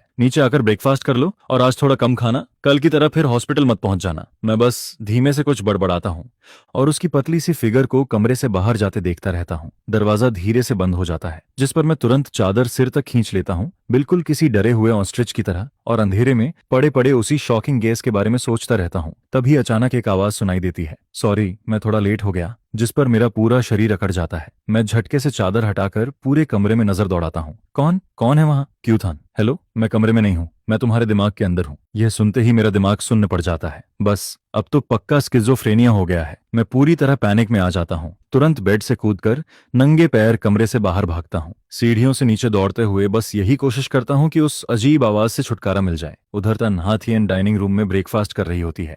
मेरी घबराई हुई चीख सुनते ही वो फोर्क और नाइफ फेंक कर तुरंत सीढ़ियों की तरफ दौड़ पड़ती है और कुछ सीढ़ियां चढ़ते ही वो सीधे मुझसे टकरा जाती है। क्या हुआ? हाँ, अंधान। उसकी नजर तुरंत मेरे पीले पड़े चेहरे पर जाती है, जिस पर मैं उसकी बांह कसकर पकड़ लेता हूँ, जैसे डूबता इंसान आखिरी तिनका पकड़ता है। मेरी आवाज कांप रही होती है और मैं तेजी से बोलने लगता हूँ। अभी अभी मुझे एक अजीब आवाज सुनाई दी। वो सीधे मेरे दिमाग के अंदर बोल रही थी, नाथियन, क्या मुझे सच में कोई मेंटल प्रॉब्लम हो गई है? क्या मुझे स्किज़ोफ्रेनिया हो गया है, इसलिए मुझे हेलुसिनेशंस हो रहे हैं? लेकिन वो बस कंफ्यूज्ड होकर मुझे देखती रहती है। तुम क्या बोल रहे हो? कैसी आवाज? जिस पर मैं अचानक रुक जाता हूँ। क्या तुम सुन नहीं पा रही? मैं शॉक्ड होकर उसे घूरने लगता हूँ, लेकिन अगले ही पल उसकी आवाज साफ मेरे कानों में गूंजती है। तुमने अभी मुझे बाहरी कहा? यह सुनते ही तानहाथियन का चेहरा सख्त पड़ जाता है। उसकी आंखों में हर्ट साफ दिखाई देने लगता है। इतनी देर से तुम लगातार कुछ ना कुछ बोले जा रहे हो, लेकिन मुझे तुम्हारी एक भी बात सुनाई नहीं दी। अभी बस एक बार तुम्हें डांटा ही था और तुम्हारा गला फिर से बंद हो गया क्या? मैं घबराहट और गुस्से के बीच बुरी तरह फंसा हुआ था।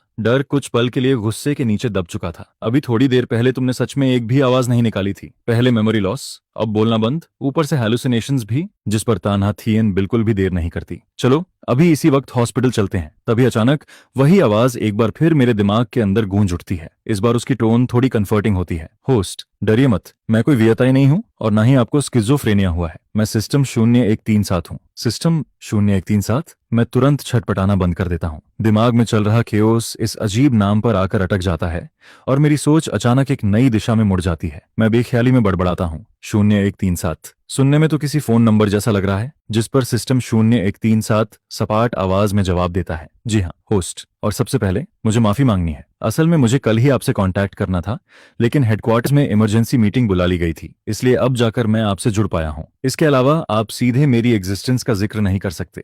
दूसरों के सामने मुझसे जुड़े सारे शब्द ऑटोमेटिकली ब्लॉक हो जाएंगे।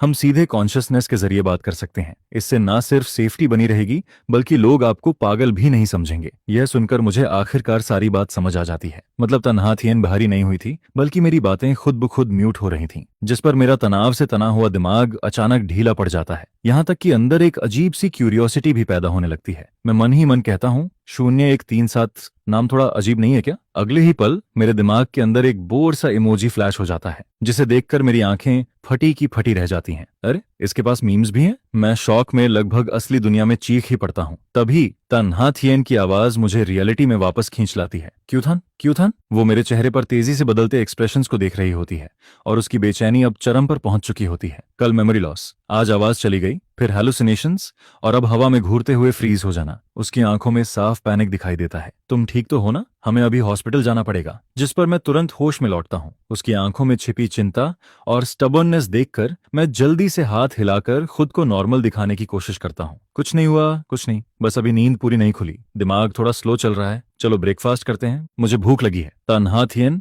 मुझे शक भरी नजरों से देखती है, लेकिन ब्रेकफास्ट खत्म होने के बाद कंपनी जाने से पहले भी वो फैमिली डॉक्टर को बुलाना नहीं भूलती। इसी दौरान जब डॉक्टर मेरा चेकअप कर रहा होता है, तभी एक मिडिल एज्ड आदमी रोते हुए अंदर घुस आता है। प्लीज मिस से मेरे लिए 2 शब्द कह दीजिए, मुझे नौकरी से मत निकलवाइए। मैं पूरी तरह घबरा जाता हूँ। आखिर मेरी मेंटल एज अभी भी 20 साल वाले लड़के जैसी ही थी। किसी बड़े आदमी को मेरे सामने घुटनों पर गिरते देखना मेरे लिए बहुत भारी था, जिस पर मैं जल्दी से उसे उठाने की कोशिश करता हूँ। पहले उठिए, आराम से बताइए क्या हुआ है। वो रोते हुए कहता है, सर घर में बूढ़े माँ बाप हैं और 2 बेटे अभी यूनिवर्सिटी में पढ़ रहे हैं, मैं ये जॉब नहीं खो सकता। उधर बॉडीगार्ड्स पहले ही विला की सारी सिचुएशन तन्हा थियन को रिपोर्ट कर चुके होते हैं। कल ही बदला गया नया नंबर उसी दिन डीएम तक पहुंच गया था। इसका मतलब साफ था, घर के अंदर कोई स्पाई मौजूद था। दीम एक तरफ कंपनी की खबरें निकाल रही थी और दूसरी तरफ हायन थान को लगातार फंसाए रख रही थी, जैसे तन्हा थियन नाम की कोई चीज इस दुनिया में हो ही ना। लेकिन मैं उस आदमी की हरकतें सुनने के बाद उसके लिए बची हुई थोड़ी सिंपथी भी खो देता हूँ। एक ऐसा इंसान जो अपने मालिक को बेच सकता है, उसे अपने पास रखना मतलब खुद के नीचे बॉम्ब दबाकर बैठना था। आज तुम तन्हा थियन को बेट्रे कर रहे हो, कल किसी और को भी बेच दोगे। आज इन्फॉर्मेशन लीक हुई है, कल किसी की जान भी जा सकती है। जिस पर मैं ठंडी आवाज में कहता हूँ, तुम जैसे लोगों को तो फैमिली अपने पास नहीं रख सकती। तुम्हें मार्केट स्टैंडर्ड के हिसाब से सैलरी मिल जाएगी, लेकिन अगर तुमने यहाँ रोना धोना जारी रखा तो कंपनी रूल्स तोड़ने के लिए ल्यूजेट भी हो सकता है। बॉडीगार्ड्स मेरी कही हुई हर बात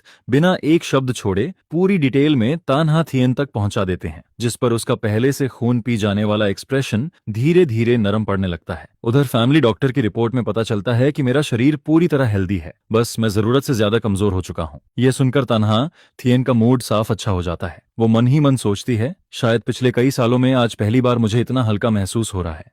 बस यही चाहती हूँ कि अंथान का ये मेमोरी लॉस थोड़ा और लंबा चले। लेकिन अंथान, इस बार मैं तुम्हें फिर कभी भागने नहीं दूंगी। अगर तुम सच में सब भूल चुके हो तो फिर दोबारा कभी याद मत करना। हमेशा मेरे पास ही रहो, अपनी मर्जी से, हमेशा के लिए। इसके बाद मैं वापस बेडरूम में लौट आता हूँ और बेड पर लेटकर अपने दिमाग के अंदर मौजूद सिस्टम से बात करना शुरू कर देता हूँ। 0137, तुम्हारा ये नाम बदला जा सकता है क्या? जो नहीं जानते वो समझेंगे कोई फूड डिलीवरी कोड है। बिल्कुल बदल सकता है होस्ट। आप मुझे किस नाम से बुलाना चाहेंगे? सबसे पहले ये होस्ट वाला टोन बंद करो, मैं अभी इतना बूढ़ा नहीं हुआ हूँ। और तुम्हारा बोलने का तरीका भी थोड़ा बदलो, बहुत रोबोटिक लगता है, बिल्कुल फ्रिज जैसा ठंडा। समझ गया, मैं लाइवली मोड में स्विच कर सकता हूँ, क्या ऐसा ठीक रहेगा? हाँ, बस इंसानों जैसा लगना चाहिए, वरना तुमसे बात करने का भी मन नहीं करेगा। ठीक है, वैसे नाम से पहले मैं अपना फंक्शन एक्सप्लेन कर दूं। मैं मेल लीड रेस्क्यू डिपार्टमेंट से हूँ। मेरा काम मेल लीड को बचाना है। आसान भाषा में कहूँ तो मैं आपकी मदद करने आया हूँ। जिस पर मैं हैरानी से बोल पड़ता हूँ, मुझे बचाने की क्या जरूरत है? क्या तन्हा थियन द्वारा मुझे कैद करके रखने वाली बात, या फिर दीम का लगातार मुझे ट्रैप करना? तभी सिस्टम 0137 अचानक थोड़ा सीरियस हो जाता है। होस्ट, एक बात के लिए आपको मेंटली तैयार रहना होगा। हम जिस दुनिया में रह रहे हैं वो असल में एक नॉवेल है। मैं तुरंत बोल पड़ता हूँ, वो तो मुझे पहले से पता है। जिस पर सिस्टम पूरी तरह हक्का बक्का रह जाता है। आपको कैसे पता चला? अरे इतनी भी अनबिलीवेबल बात नहीं है, सिस्टम घबराकर बोलता है। मैं तो अभी अभी ट्रांसफर होकर आया हूँ,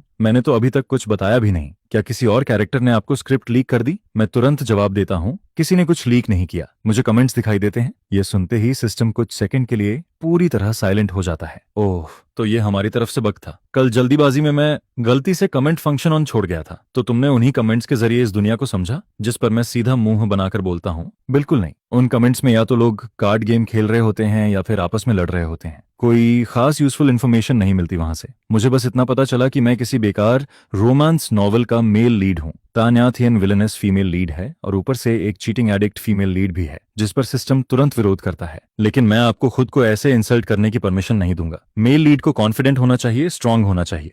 ये पूरी दुनिया आपके लिए बनी है। फीमेल लीड और फीमेल सपोर्टिंग कैरेक्टर दोनों को सीरियसली रिफ्लेक्ट करना चाहिए। मैं तुरंत मुंह बनाकर बोल पड़ता हूँ, तुम्हें सच में लगता है कि मैं इस दुनिया का सेंटर हूँ? फिर सारे रिसोर्सेज, कनेक्शंस और फायदे हमेशा फीमेल लीड के पास क्यों जाते हैं? और मेरी हालत देखो, मैं इतना दुबला हो चुका हूँ कि खुद अपनी हड्डियां चुभती हैं। जिस पर सिस्टम थोड़ा ऑकवर्ड होकर जवाब देता है। ये नॉवेल बहुत पुराने ट्रॉप वाला है, वही टॉक्सिक लव, अब्यूज, ट्रेजेडी और सफरिंग वाला स्टाइल। लेकिन अब ये ट्रेंड आउटडेटेड हो चुका है। नोवेल वर्ल्ड्स लगातार रिकार्निएट होते रहते हैं, लेकिन पिछले कुछ साइकिल से ये छोटा वर्ल्ड धीरे धीरे अपनी ओरिजिनल ट्रैजेक्टरी से बाहर जा रहा है। खासकर पिछले साइकिल में विलेनस पूरी तरह ब्लैकन हो गई थी। उसने सीधे फीमेल लीड को खत्म कर दिया और फिर आपके सामने खुद भी सुसाइड कर लिया। उसके बाद मेन कैरेक्टर पूरी तरह कोलैप्स हो गया और दुनिया को मजबूरी में रीस्टार्ट करना पड़ा। लेकिन इस बार के रीइंकार्नेशन में भी विलेनस की एक्शंस फिर अब नॉर्मल होती जा रही हैं। मैं तुरंत चौंक कर बीच में रोक देता हूँ। रुको, तुमने अभी क्या कहा? मैं मर गया था? मैं मेल लीड हूं ना, फिर मैं कैसे मर सकता हूँ? आखिर इस दुनिया का असली सेंटर कौन है? फीमेल लीड क्या ऑथर की असली बेटी है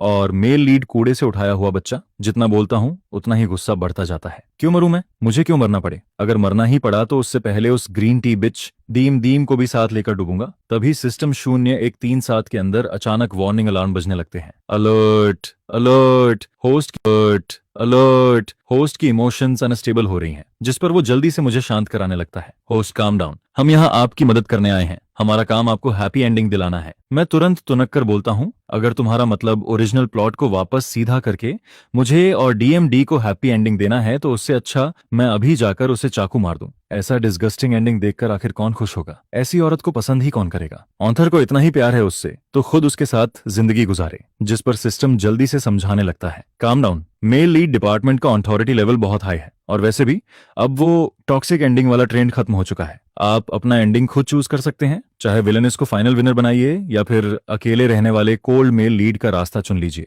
यह सुनकर मैं थोड़ा शांत होता हूँ। अब बात कुछ सुनने लायक लगी। मैं बस एक हैप्पी रियूनियन एंडिंग चाहता हूँ। फिर मैं थोड़ा सोच कर कहता हूँ, अब से तुम्हारा नाम डॉनवियन होगा, कैसा लगा? जिस पर सिस्टम खुशी से जवाब देता है, कोई प्रॉब्लम नहीं होस्ट, हमारा लक्ष्य ही परफेक्ट हैप्पीनेस है, आगे भी अच्छे से साथ काम करेंगे। मैं तुरंत अगला सवाल पूछता हूँ, लेकिन तुमने अभी तक ये नहीं बताया कि तुम्हारे फंक्शंस क्या हैं? तुम मेरी हेल्प कैसे करोगे? तुम्हारा वो कमेंट फंक्शन तो मदद कम इरिटेशन ज्यादा देता है। सारे लोग दिन भर लड़ते रहते हैं। जिस पर डॉनवियन तुरंत माफी मांगता है, सॉरी होस्ट, अभी बंद करता हूँ। बाद में अगर देखना चाहो तो सबकॉन्शियसनेस में जाकर खुद इनेबल कर सकते हो। इसके अलावा आपको मेन मिशंस पूरे करने होंगे। हर स्टेज कंप्लीट होने पर रिवॉर्ड्स अनलॉक होंगे।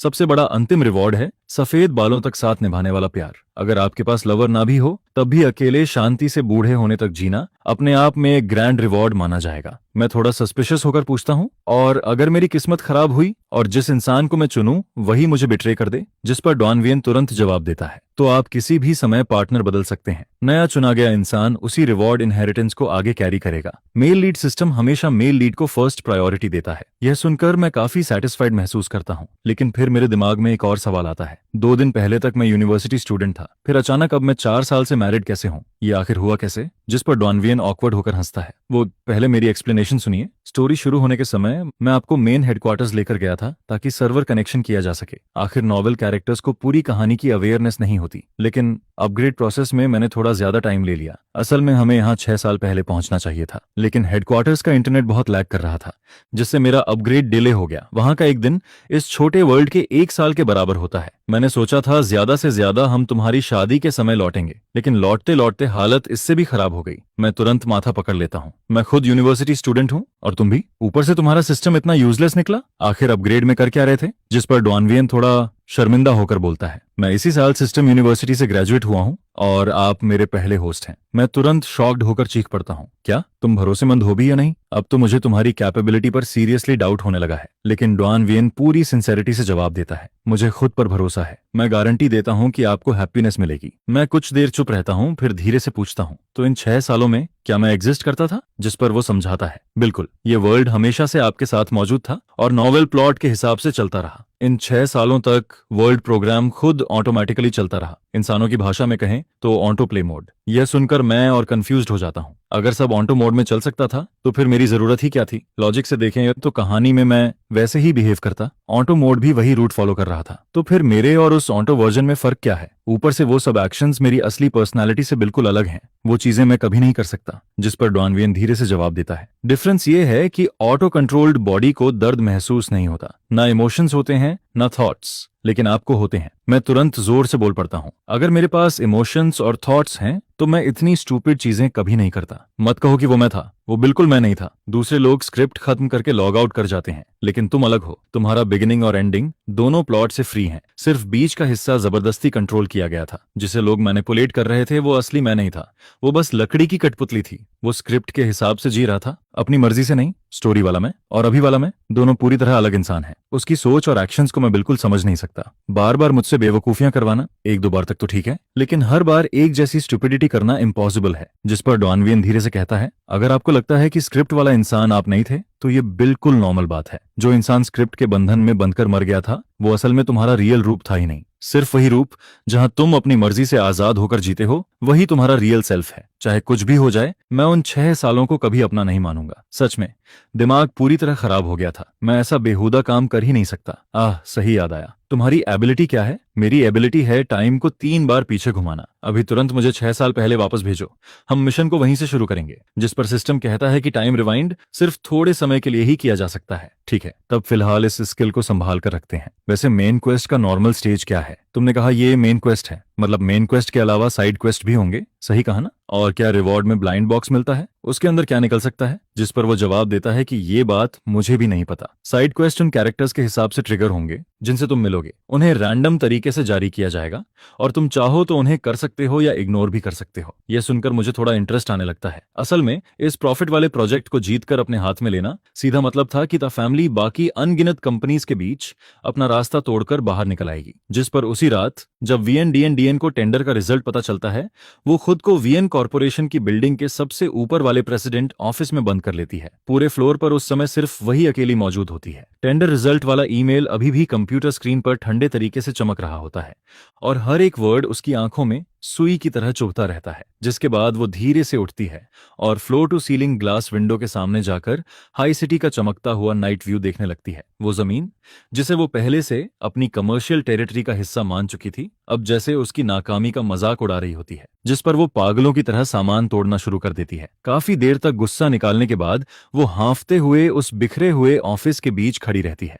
उसके लंबे बाल पूरी तरह बिखरे होते हैं और माथे पर पसीना जमा हो चुका होता है। तभी उसका फोन स्क्रीन अचानक चमकता है। कॉलर आईडी पर उसके फियांसे तेन्हात बाज का नाम दिखाई देता है, लेकिन वो कॉल उठाती नहीं, बस उस फ्लैश होते नाम को घूरती रहती है। उसकी आंखों में बेहद ठंडी और डरावनी डार्कनेस दिखाई देती है। 3 महीने पहले गवर्नमेंट प्रोजेक्ट जीतने के लिए और टी फैमिली से 500 मिलियन का इन्वेस्टमेंट हासिल करने के बदले वीएनडीएन ने टीएनएच एटीबीएच के साथ एक गैम्बलिंग एग्रीमेंट साइन किया था। प्रोजेक्ट के अंदर टी फैमिली को 15% शेयर्स मिलने थे और प्रोजेक्ट के बाहर अगले 3 सालों में उसे हर साल 20% इंटरेस्ट के साथ पूरा पैसा लौटाना था।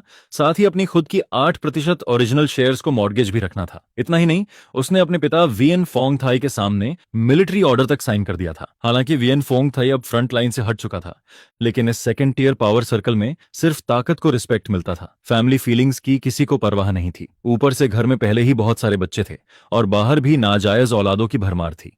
इस बार वीएनडीएन की इतनी बुरी हार के बाद उसकी पोजीशन पूरी तरह हिल चुकी थी। अगली सुबह वीएनडीएनएम जबरदस्ती खुद को संभालती है और अपना मूड ठीक करने की कोशिश करती है। जिसके बाद वो खुद कुछ छोटी टेक कंपनी से कांटेक्ट करती है जिनके साथ पहले पार्टनरशिप की बात चल रही थी। फिर वो कुछ सेकेंडरी प्रोजेक्ट्स को आगे बढ़ाने लगती है ताकि शॉर्ट टर्म रिजल्ट्स दिखाकर अपने पिता का भरोसा वापस जीत सके। दोपहर होते ही तेन्हात बाज के पिता तेचिन बिन्ह का कॉल आ जाता है, बिल्कुल वैसे ही जैसे उसने अंदाजा लगाया था। काफी देर तक दबाव डालने और ताने मारने के बाद कॉल खत्म हो जाता है, जिस पर वियन दीम के चेहरे की मुस्कान तुरंत गायब हो जाती है और उसकी आंखें डरावनी ठंडक से भर जाती हैं। कुछ सेकंड बाद वो फोन को जोर से महंगी डेस्क पर दे मारती है। सच में गुस्से से फट जाऊंगी। अब हर कोई मौका देखकर मुझे लात मारना चाहता है क्या? दूसरी तरफ तन्हाथियन गवर्नमेंट प्रोजेक्ट हासिल करने के बाद पहले से भी ज्यादा बिजी हो चुकी होती है, लेकिन चाहे वो कितनी भी व्यस्त क्यों ना हो, हर घंटे बॉडीगार्ड से भेजी गई मेरी रिपोर्ट जरूर पढ़ती रहती है। वो रिपोर्ट मेरे घर के हालात के बारे में होती है। 3 घंटे बीत चुके होते हैं, लेकिन मैं अभी तक अपने रूम से एक कदम भी बाहर नहीं निकला होता। तन्हाथियन हमेशा से मेरी सबसे ज्यादा चिंता करती आई है, जिस पर उसके दिल में धीरे धीरे शक पैदा होने लगता है। बच्चे अगर जरूरत से ज्यादा शांत रहें तो जरूर कुछ गड़बड़ कर रहे होते हैं। इसलिए वो तुरंत बॉडीगार्ड को दरवाजा नॉक करने और विला जाकर देखने का ऑर्डर देती है। यंग मास्टर, आप अंदर हैं क्या? जिस पर मैं गेम खेलते हुए जवाब देता हूँ, मैं गेम खेल रहा हूँ। क्या हुआ? बॉडीगार्ड तुरंत रिपोर्ट करता है, यंग मास्टर रूम में गेम खेल रहे हैं, कोई प्रॉब्लम नहीं है। यह सुनकर ही तन्हा थियन चैन की सांस लेती है।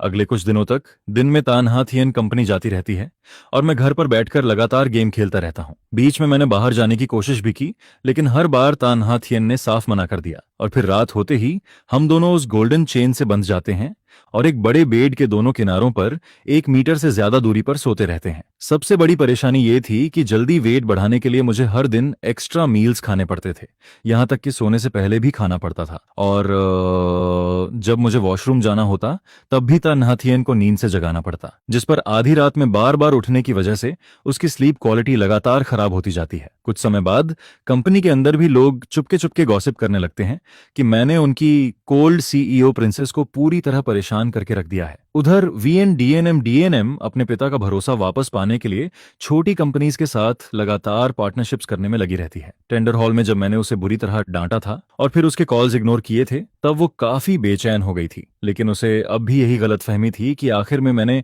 तन्हा थियन को रोककर उसकी मदद की थी, इसलिए उसे यकीन था कि मेरे दिल में अब भी उसकी जगह बाकी है। उसे लगता था कि मैं बस थोड़ा नाराज हूं, लेकिन अफसोस उसके नीचे काम करने वाले लोग इतने निकम्मे निकले कि चाहे तन्हा थियन आती या नहीं, वो प्रोजेक्ट फिर भी उसके हाथ से निकल ही गया। इसके बाद जब उसे पता चला कि उसकी मदद करने की वजह से मुझे हॉस्पिटल तक जाना पड़ा, तब वो फुर्सत निकालकर फेक कंसर्न वाले मैसेजेस भेजने लगती है। लेकिन मैं एक का भी रिप्लाई नहीं करता, जिस पर उसे लगने लगता है कि शायद किसी ने मेरी फ्रीडम रिस्ट्रिक्ट कर दी है, इसलिए मेरा कॉन्टैक्ट टूट गया। और फिर वो मेरे पुराने नंबर पर लगातार मैसेजेस भेजती रहती है। फिलहाल उन्हें सेव रहने देता हूँ, बाद में सबूत की तरह इस्तेमाल करूंगा। देखा जाए तो इस दुनिया में आए मुझे आधा महीना हो चुका था। शुरुआत का वो नया और एक्साइटिंग एहसास अब इस कैद जैसी जिंदगी ने पूरी तरह खत्म कर दिया था। हर सुबह आंख खुलते ही वही शानदार लेकिन ठंडा बेडरूम नजर आता है। मैं शॉर्ट वीडियो स्क्रॉल करता रहता हूँ, दूसरों की रंगीन जिंदगी देखता रहता हूँ और इतना फोन चलाता हूँ कि उंगलियां तक दर्द करने लगती हैं। आखिरकार मैं बेड पर ढेर होकर फोन को एक तरफ फेंक देता हूँ और सिस्टम को आवाज लगाता हूँ, ओए सिस्टम,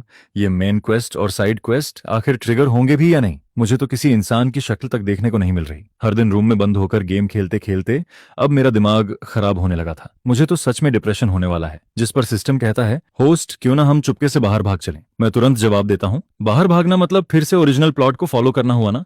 ओरिजिनल स्टोरी यही थी कि तन्हा थियन मुझे ऐसे कैद करके रखती है, फिर मैं भागता हूँ। उसके बाद वियन दीम दीम मुझे इस्तेमाल करके हर्ट करती है और आखिर में तन्हा थियन फिर से मुझे पकड़कर वापस ले आती है। ऊपर से अभी मेरी बॉडी इतनी कमजोर है कि कहीं बाहर गया तो सीधे मर ही जाऊंगा। यह सुनकर सिस्टम भी चुप हो जाता है। तुम्हारी बात में लॉजिक तो है, तब फिलहाल बॉडी रिकवरी पर फोकस करो। आखिर हेल्थ ही सबसे बड़ी पूंजी है। कोई भी मिशन करना हो उसके लिए मजबूत बॉडी चाहिए। और फिर अचानक उसे कुछ याद आता है, ओह हाँ, बॉडी रिकवरी की बात चली है तो याद आया, अगर तुम अपना वेट नॉर्मल लेवल तक वापस ले आते हो तो इसे हैप्पीनेस गोल का फर्स्ट स्टेज कंप्लीट माना जाएगा। मैं चौंक कर बोलता हूँ, क्या मतलब? सिर्फ बॉडी ठीक करना भी गोल कंप्लीट माना जाएगा? जिस पर सिस्टम समझाता है, बिल्कुल, हैप्पी एंडिंग की शुरुआत हेल्दी बॉडी और हेल्दी माइंड से होती है। मैं फिर पूछता हूँ, तो हेल्दी की डेफिनेशन क्या है? कम से कम तुम्हारे बेसिक स्टैट्स नॉर्मल होने चाहिए, कोई बीमारी नहीं होनी चाहिए, और अभी तुम्हारे लिए सबसे जरूरी है जल्दी से बॉडी में फ्लैश वापस लाना। मैं बेबस होकर बोलता हूँ, मैं आधे महीने से लगातार खा रहा हूँ, तब जाकर मुश्किल से 1-2 किलो बढ़ा है। सिस्टम तुरंत जवाब देता है, तुम्हारी हाइट 1.88 मीटर है, कम से कम 70 किलोग्राम तो होना ही चाहिए, इससे नीचे तो तुम पूरे स्केलेटन लगते हो। जिस पर मैं नीचे झुककर अपनी सूखी बॉडी को देखता हूँ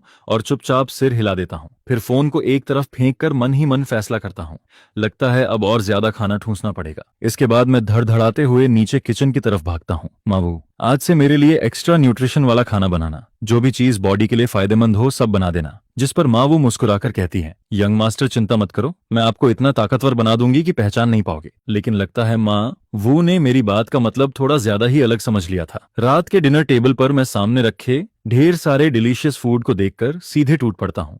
वहीं दूसरी तरफ तन्हा थियन की नजर धीरे धीरे पूरे टेबल पर घूमती है। ग्रिल्ड ऑनियस्टर, मीडियम रेयर स्टेक, ताजी डीप सी फिश, हरे प्याज वाला egg dish, special chicken soup और साथ में वुल्फ बेरी टी तक रखी हुई थी। पूरा मेन्यू देखकर साफ लग रहा था कि ये पूरा मसल गेन पैकेज है। जिस पर मावू समझाती है, मिस आपने ही तो आफ्टरनून में खास इंस्ट्रक्शन दिया था। यंग मास्टर ने कहा कि अब से उन्हें बॉडी नरिशमेंट वाला खाना चाहिए। यह सुनकर तानहा थिएन के होंठ हल्के से फड़कते हैं। फिर वो मेरी तरफ देखती है और मैं तो पूरी दुनिया भूलकर खाने में लगा हुआ था। एक हाथ में ऑयस्टर पकड़कर सूप पी रहा था और दूसरे हाथ से स्टेक काट काट कर मुंह में भर रहा था। तन्हा थिएन आंखें बंद करके गहरी सांस लेती है, फिर हाथ के इशारे से माँ वू को बाहर भेज देती है। डाइनिंग रूम में अब सिर्फ कटोरियों की हल्की आवाज और मेरे लगातार चबाने की आवाज गूंज रही होती है। वो धीरे से पूछती है, इतना स्वादिष्ट है क्या? मैं तुरंत चमकती आंखों से जवाब देता हूँ, बहुत स्वादिष्ट। माँ वो की कुकिंग तो गॉड लेवल है। ये सूप तो कमाल का है। इतना बोलकर मैं बिना इमेज की परवाह किए सीधे गूज मीट उठाकर खाने लगता हूँ। तन्हा थिएन बस चुपचाप मुझे देखती रहती है। इस समय मेरी आंखों में सिर्फ खाने के लिए प्योर लव दिखाई दे रहा होता है, बाकी किसी चीज का नामो निशान तक नहीं था। जिस पर उसे अचानक एहसास होता है कि वो अभी जो बेकार की डार्क थॉट्स सोच रही थी, शायद वो जरूरत से ज्यादा सोच रही थी। इसके बाद वो भी धीरे से चॉपस्टिक्स उठाकर खाना शुरू कर देती है। मैं तुरंत बोलता हूँ, तुम भी जल्दी खाओ, इतना सारा खाना है, अगर नहीं खाओगी तो मैं सब खत्म कर दूंगा। यह बोलकर मैं अपने लिए फिर से सूप का बड़ा बाउल भर लेता हूँ। अब मैं पूरी सीरियसनेस के साथ वेट गेन मिशन पूरा करना चाहता था। दूसरी तरफ तन्हा थिएन मुझे ऐसे खाते हुए देखती है जैसे कोई ड्रैगन सब निगल रहा हो। उसकी आईलिड्स लगातार फड़कने लगती हैं। फिर वो कैजुअल तरीके से बोलती है, थोड़ा धीरे खाओ, ऐसे खाना मत ठूंसो, पिछली बार की तरह फिर हॉस्पिटल मत पहुंच जाना। लेकिन मैं अंदर से बहुत खुश था। मैं तो बस यही कैलकुलेशन कर रहा था कि आज की मील से कितने ग्राम फ्लैश और बढ़ेंगे। उधर सिस्टम भी लगातार मेरी कैलोरी इंटेक मॉनिटर कर रहा होता है। फिलहाल सब कुछ सेफ लिमिट के अंदर था, जिस पर मैं और निश्चिंत होकर फिर से ग्रीन ऑनियन फ्राइड एग उठाकर खाने लगता हूँ। मुझे इतने मजे से खाते देखकर तानहा थिएन का मूड भी काफी अच्छा हो जाता है। धीरे धीरे रात गहराने लगती है। वो मुझसे 1 मीटर से भी कम दूरी पर बेड के दूसरी तरफ लेटी होती है, लेकिन आज उसकी बॉडी टेम्परेचर थोड़ा ज्यादा महसूस हो रहा था। उसका माइंड भी हल्का हल्का डिस्टर्ब होने लगता है। हाल के दिनों में कियो थान का बिहेवियर सच में ऐसा लग रहा था जैसे उसने सब कुछ भूल चुका हो। पिछले कई सालों की बातें किसी एक्टिंग की तरह नहीं लग रही थीं। इतनी लंबी दूरी और कोल्डनेस कोई इंसान फेक नहीं कर सकता और ना ही इतना रियल दिखा सकता है। जिस पर तन्हा थिएन का मन अनजाने में उन दिनों की तरफ लौटने लगता है जब वो 20 साल की भी नहीं हुई थी। वो खूबसूरत यूथ वाले दिन जिन्हें वो बहुत पहले पीछे छोड़ चुकी थी। जो फीलिंग्स उसने समझा था कि खत्म हो चुकी हैं, वो अब फिर से धीरे धीरे जागने लगी थी। इतने सारे डिसअपॉइंटमेंट के बाद भी मेरे अंदर की सिंसियरिटी देखकर उसका दिल फिर से तेज धड़कने लगता है। लेकिन मुझे उसके दिल की इन उथल पुथल का जरा भी अंदाजा नहीं था। शुरुआत में मैं उसके साथ एक रूम और एक बेड शेयर करने को लेकर काफी रेसिस्टेंट था, लेकिन आधा महीना साथ रहने के बाद मुझे धीरे धीरे यकीन होने लगा कि तन्हा थिएन बस मुझे वियन दीम दीम से दूर रखना चाहती है और मेरी सेफ्टी प्रोटेक्ट करना चाहती है। इसके अलावा उसके मन में शायद कोई और हिडन इंटेंशन नहीं थी। ऐसे ही देखते देखते हमें साथ रहते हुए पूरा एक हफ्ता गुजर जाता है। क्योंकि मैं हर दिन काफी ज्यादा खा रहा था, इसलिए मेरा वेट भी साफ तौर पर बढ़ने लगा था। पहले जो हाथ पैर बिल्कुल सूखे हुए लगते थे, उनमें अब थोड़ा फ्लैश वापस आने लगा था। एक सुबह मैं चुपके से इलेक्ट्रॉनिक स्केल पर चढ़ता हूँ। जैसे ही वेट 55 किलोग्राम पर रुकता है, मैं खुद को रोक नहीं पाता और गर्व से मुस्कुरा उठता हूँ। फिर मिरर के सामने खड़े होकर खुद को अलग अलग एंगल से देखने लगता हूँ। लेकिन दूसरी तरफ जो तन्हा थिएन हर दिन मेरे साथ लेवल अप कर रही थी, उसके अंदर जैसे कोई आग धीरे धीरे भड़कने लगी थी। वो आग रात में उसे बेचैन कर देती थी। आखिर उसकी हेल्थ कोई कमजोर नहीं थी और धीरे धीरे वही फीलिंग उसके लिए एक साइलेंट टॉर्चर बनती जा रही थी। वो अक्सर आधी रात में अचानक जाग जाती और कमरे की हल्की रोशनी में चुपचाप मुझे सोते हुए देखती रहती, जबकि मैं इन सब बातों से पूरी तरह बेखबर था। मुझे ऐसे बेफिक्र सोते देखकर उसके दिल की वो जलती हुई फीलिंग्स आखिरकार एक लाचार सांस में बदल जाती हैं। शायद अभी धीरे धीरे आगे बढ़ना ही बेहतर होगा। वो ना तो मुझे जगाने की हिम्मत कर पा रही थी, ना ही ठंडे पानी से नहाकर खुद को जबरदस्ती शांत कर पा रही थी, और ना ही मुझसे खुलकर अपनी हालत के बारे में कुछ कह पा रही थी। और फिर एक और लंबी रात गुजरने लगती है। वही जलती हुई बेचैनी फिर से उसके अंदर उमड़ पड़ती है, बल्कि इस बार पहले से भी ज्यादा तीव्र, जिस पर तन्हा थिएन के माथे पर हल्का पसीना उभर आता है। वो धीरे से ब्लैंकेट हटाती है, फिर चाबी निकालकर अपने हाथ की हैंडकफ खोल देती है। उधर मैं गहरी नींद में था, लेकिन आदत से मजबूर होकर करवट बदलते हुए उसके और करीब लुढ़क जाता हूँ। मेरा हाथ सीधे उसकी बांह की स्किन को छू जाता है, जिस पर तन्हा थिएन ऐसे घबरा जाती है जैसे किसी ने उसके दिल पर अटैक कर दिया हो। वो लगभग भागते हुए बाथरूम की तरफ दौड़ पड़ती है ताकि अपने दिमाग में चल रहे उन अजीब थॉट्स को किसी तरह शांत कर सके। अगली सुबह जब मैं उठता हूँ, मुझे रात की किसी भी बात का जरा सा अंदाजा नहीं होता। मैं हमेशा की तरह नीचे जाकर ब्रेकफास्ट खाने लगता हूँ। तियान्या थिएन मुझे हर दिन थोड़ा हेल्थी होते देख अंदर ही अंदर काफी खुश होती है। जिस पर मैं अचानक बोल पड़ता हूँ, नाहाथियन, घर में रह रहकर अब बोर हो गया हूँ। मैं बाहर जाना चाहता हूँ और मुझे लगता है कि अब मुझे कोई जॉब भी ढूंढ लेनी चाहिए। हर दिन तुम्हारे घर में पड़े रहना अच्छा नहीं लग रहा। यह सुनकर तानहाथियन अचानक हंस पड़ती है। तुम सच में पहले जैसे ही हो। जब खुद को कोसना शुरू करते हो तो किसी को नहीं छोड़ते, यहाँ तक कि खुद को भी नहीं। फिर वो थोड़ा सीरियस होकर कहती है, तुम जानते हो ना कि मैं तुम्हें बाहर नहीं जाने देना चाहती। मैं तुरंत मुंह फुलाकर बोलता हूँ, लेकिन मैं घर में सड़ने वाला हूँ। मैं कोई वो वाला कियूथान नहीं हूँ जो किसी लड़की के लिए मरने मारने पर उतर आए। मैं तो 20 साल वाला कियूथान हूँ। मैं आगे बढ़ना चाहता हूँ, मेहनत करना चाहता हूँ, पॉजिटिव जिंदगी जीना चाहता हूँ। मुझे जॉब चाहिए, चाहे कोई भी काम हो। नहीं आता तो सीख लूंगा, लेकिन मैं हर समय तुम्हारे घर में पाला जाने वाला पेट नहीं बनना चाहता।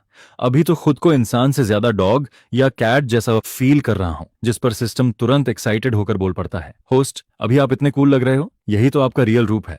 वो ओरिजिनल प्लॉट वाला इंसान आपका असली सेल्फ था ही नहीं। और फिर वो आगे बोलता है, देखो, नेटिजन्स भी आपकी तारीफ कर रहे हैं। आप बस अपनी जिंदगी खुद कंट्रोल करना चाहते हो। जरूरी नहीं कि बहुत आउटस्टैंडिंग बनो, लेकिन कम से कम अपने फैसले खुद लेने का हक तो हो। मैं मन ही मन सिर हिलाता हूँ। अभी मैं सबसे ज्यादा यही चाहता हूँ कि काम करूं, पैसे कमाऊं, सोसाइटी में वापस जाऊं, इंडिपेंडेंट बनूं और फिर से खुद जैसा इंसान बनूं। यह सुनकर तानहाथियन कुछ सेकंड तक मुझे चुपचाप देखती रहती है। उसकी आंखों में हल्की नॉस्टैल्जिया उभर आती है। मैंने बहुत सालों बाद तुम्हारा ये रूप देखा है। और फिर अचानक बोल पड़ती है, ठीक है, तुम मेरे असिस्टेंट बनोगे, हर दिन मेरे साथ रहोगे, कोई दूसरा ऑप्शन नहीं है। मैं तुरंत मुंह बनाकर बोलता हूँ, नाहाथियन, तुम फिर से अनहैप्पी लग रही हो। अपना एक्सप्रेशन देखो जरा, तुम्हारी आंखें भी डरावनी हो गई हैं। अच्छा ठीक है, मान गया, तुम्हारा असिस्टेंट बन जाऊंगा। मैं जानबूझकर ड्रामा करते हुए बोलता हूँ, वैसे दिन के 24 घंटे तुम्हारे साथ रहना सोचकर ही घुटन हो रही है। अब खुश? जिस पर वो धीरे से जवाब देती है, मैं ऐसा सिर्फ इसलिए कर रही हूँ क्योंकि मुझे डर है कि तुम मुझे धोखा देकर भाग जाओगे, कहीं जॉब का बहाना बनाकर फिर से उस VNDN के पास ना चले जाओ और फिर वही ड्रामा शुरू हो जाए जहां मुझे तुम्हें बचाने भागना पड़े। यह सुनकर मुझे अचानक सिस्टम की वो बात याद आती है जिसमें उसने बताया था कि पिछले टाइमलाइन में VNDN को खुद खत्म करने के बाद द NHTN भी मेरे पीछे चली गई थी। सच कहूं तो मुझे आज तक समझ नहीं आया कि तन्हाथियन आखिर मुझसे इतना प्यार कैसे कर बैठी। हमारी रिलेशनशिप तो हमेशा नॉर्मल ही थी। अभी भी ब्रेकफास्ट करते करते हम झगड़ पड़ते हैं। पूरे 20 सालों में यही होता आया था। दो बातें ठीक से नहीं होती थीं कि लड़ाई शुरू हो जाती थी, फिर थोड़ी देर बाद वापस पैचअप भी हो जाता था। मैं चाहे जितना सोचूं, समझ ही नहीं पाता कि उसने इतना एक्सट्रीम फैसला क्यों लिया। कहीं तन्हाथियन भी उस ग्रीन टी बिच वियन दीम दीम जैसी तो नहीं, जो इंसान के मरने के बाद ही अपनी फीलिंग्स समझ पाती है। जिस पर मैं आखिर हार मानकर बोल देता हूँ, ठीक है, असिस्टेंट बनना है तो बन जाता हूँ। इसके बाद जब ब्लैक लग्जरी कार धीरे धीरे तक ग्रुप के सामने रुकती है, तब आसपास आते जाते एम्प्लॉयज अनजाने में अपनी चाल धीमी कर देते हैं। कार का दरवाजा खुलता है और बाहर उतरती है उनकी आइस क्वीन सी ओ तन्हाथियन। हमेशा की तरह उसका एक्सप्रेशन ठंडा और दबाव भरा होता है, लेकिन अगले ही पल सभी की नजरें उसके पीछे उतरते हुए मुझ पर टिक जाती हैं, जिस पर पूरे माहौल में हलचल मच जाती है। तन्हाथियन आसपास के लोगों की नजरों की बिल्कुल परवाह नहीं करती। वो सीधे मेरा हाथ पकड़ती है और मुझे लेकर CEO प्राइवेट एलिवेटर की तरफ बढ़ जाती है। उधर एम्प्लॉयज के बीच गॉसिप एक्सप्लोजन शुरू हो जाता है। कुछ लोग तो तुरंत फोन निकालकर कंपनी गॉसिप ग्रुप में मैसेजेस उड़ाने लगते हैं। अरे ये क्या हो रहा है? वो आदमी क्यूथान नहीं है क्या? वही जो पहले हमेशा DNM के पीछे पागल घूमता था और मैडम था उसे कंपनी लेकर आई है। ये तो बड़ा मसालेदार मामला लग रहा है। इसी बीच एलिवेटर डिंग की आवाज के साथ खुलता है। सबसे पहले तान्हाथियन बाहर निकलती है और मैं उसके पीछे पीछे चलता हूँ। टॉप फ्लोर के सारे एम्प्लॉयज तुरंत अपनी सीट पर सीधे बैठ जाते हैं, जिस पर तान्हाथियन सीधे बोलती है, मेरे ऑफिस में आओ। जी ताटोंग। असिस्टेंट चू तुरंत अपना गॉसिप वाला चेहरा समेटकर हमारे पीछे चल पड़ती है। गुड मॉर्निंग ताटोंग, आपने बुलाया? लेकिन तान्हाथियन के बोलने से पहले ही मैं एक्साइटेड होकर बोल पड़ता हूँ, सिस्टर चू, मेरे लिए भी एक डेस्क अरेंज कर दीजिए, आज से मैं भी यहाँ काम करूंगा। ये सुनकर असिस्टेंट चू पूरी तरह शॉक हो जाती है। उसे तो अपने कानों पर यकीन ही नहीं होता। जिस इंसान ने हमेशा कंपनी में प्रॉब्लम्स ही क्रिएट की थीं, वो आज खुद जॉब मांग रहा था। ये खबर किसी ब्रेकिंग न्यूज से कम नहीं थी। जिस पर वो कंफर्मेशन के लिए तान्हाथियन की तरफ देखती है और तान्हाथियन हल्के से सिर हिलाते हुए कहती है, मेरे ऑफिस में एक एक्स्ट्रा डेस्क लगवा दो। शुरुआत में इसे सिंपल वर्क दिया जाएगा। लेकिन मैं तुरंत विरोध करता हूँ, नहीं, मैं बाहर सबके साथ बैठकर काम करना चाहता हूँ। जिस पर तान्हाथियन बिना मुझे देखे ठंडे स्वर में बोलती है, जैसा मैंने कहा है वैसा करो। मेरी रिक्वेस्ट सीधा रिजेक्ट हो जाती है और जैसा मैंने पहले ही सोचा था, तान्हाथियन अब पूरी तरह डिक्टेटर बन चुकी थी। वो मुझे घूरते हुए वार्निंग देती है, अगर जॉब का बहाना बनाकर भागने की कोशिश की तो जिंदगी भर घर से बाहर कदम नहीं रख पाओगे। जिसके बाद मैं बाहर निकलता हूँ और तुरंत महसूस करता हूँ कि आसपास के सभी लोग मुझे घूर रहे हैं। हर किसी की आंखों में गॉसिप की चमक साफ दिखाई दे रही थी। कुछ सेकंड के लिए माहौल अजीब सा हो जाता है, लेकिन मैं ऐसा मुस्कुराता हूँ जैसे आखिरकार मुझे अपना ट्राइब मिल गया हो। फिर मैं खुद आगे बढ़कर सबसे फ्रेंडली टोन में बोलता हूँ, हेलो एवरीवन, जिस पर सब लोग घबराकर जवाब देते हैं, हेलो सर। मैं हंसते हुए कहता हूँ, अब से हम सब कॉलीग्स हैं। मैं बिल्कुल नया ऑफिस वर्कर हूँ, तो आगे गाइडेंस देना। जिस पर सब लोग जल्दी जल्दी सिर हिलाने लगते हैं, जी जरूर। और मैं ऐसे एक्टिंग करता हूँ जैसे मुझे उनकी क्यूरियस नजरों का जरा भी एहसास नहीं हो रहा। भीड़ की नजरें बहुत जल्दी मुझ पर नेचुरली सेट होने लगती हैं। सिर्फ कुछ कैजुअल बातें करने के बाद ही जो माहौल पहले काफी टेंस था वो काफी हद तक नॉर्मल होने लगता है, जिस पर वहां मौजूद एम्प्लॉयज आखिरकार अपनी गॉसिप वाली क्यूरियोसिटी कंट्रोल नहीं कर पाते और फिर धीरे धीरे टटोलते हुए पूछना शुरू करते हैं, सर अगर बुरा ना माने तो आपका और तातोंग का रिश्ता आखिर है क्या? मैं हल्के से आंखें झपकाता हूँ, जिस पर बिना रुके बहुत नेचुरल तरीके से जवाब देता हूँ, हम दोनों बचपन के दोस्त हैं और पुराने क्लासमेट्स भी। यह सुनकर सब लोग तुरंत समझ जाते हैं, ओह तो ये चाइल्डहुड फ्रेंड्स वाला मामला है, जिस पर सबके अंदर क्यूरियोसिटी और बढ़ जाती है कि आखिर ये मिस्टीरियस इंसान कौन है। तभी असिस्टेंट चू लॉजिस्टिक्स डिपार्टमेंट के लोगों को लेकर अंदर आता है और उनके साथ नया ऑफिस डेस्क, चेयर और एकदम ब्रांड न्यू कंप्यूटर सेटअप भी होता है। वो लोग इधर आते हैं और देखते हैं कि मैं एम्प्लॉयज के बीच घिरा हुआ खड़ा हूँ, जिस पर असिस्टेंट चू तुरंत रुक जाता है और बहुत रिस्पेक्टफुल टोन में बोलता है, कोजिया आप अभी तक टोंग के ऑफिस में क्यों नहीं गए? उसका ये को गिया कहना ऐसा लगता है जैसे शांत झील में किसी ने बड़ा पत्थर फेंक दिया हो। पूरे ऑफिस के लोगों के दिल में तूफान उठने लगता है, माहौल एकदम साइलेंट हो जाता है। क्या ये वही लेजेंडरी को गिया है जिसका रिश्ता था तोंग के साथ बेहद खराब बताया जाता है? सोचने वाली बात भी थी, आखिर था नहा थियन जैसी वुमन के साथ ओपनली खड़ा होने वाला आदमी और कौन हो सकता था। लेकिन उन्हें भले बिल्कुल अंदाजा नहीं था कि उस समय सीईओ ऑफिस के स्पेशल वन वे ग्लास के पीछे तन्हा थियन चुपचाप मुझे ऑब्जर्व कर रही होती है। उसकी नजरें शीशे के पार सीधे मुझ पर टिकी रहती हैं। उसकी आंखों में बेहद कॉम्प्लिकेटेड इमोशंस घूम रहे होते हैं, थोड़ा डाउट, थोड़ा ऑब्जर्वेशन और थोड़ा पॉजिटिवनेस, जिसे वो जबरदस्ती दबाने की कोशिश कर रही होती है। हाल ही में अनथान सच में बहुत ओबीडियंट हो गया है, यहाँ तक कि उसके अंदर फिर से 20 साल की उम्र वाली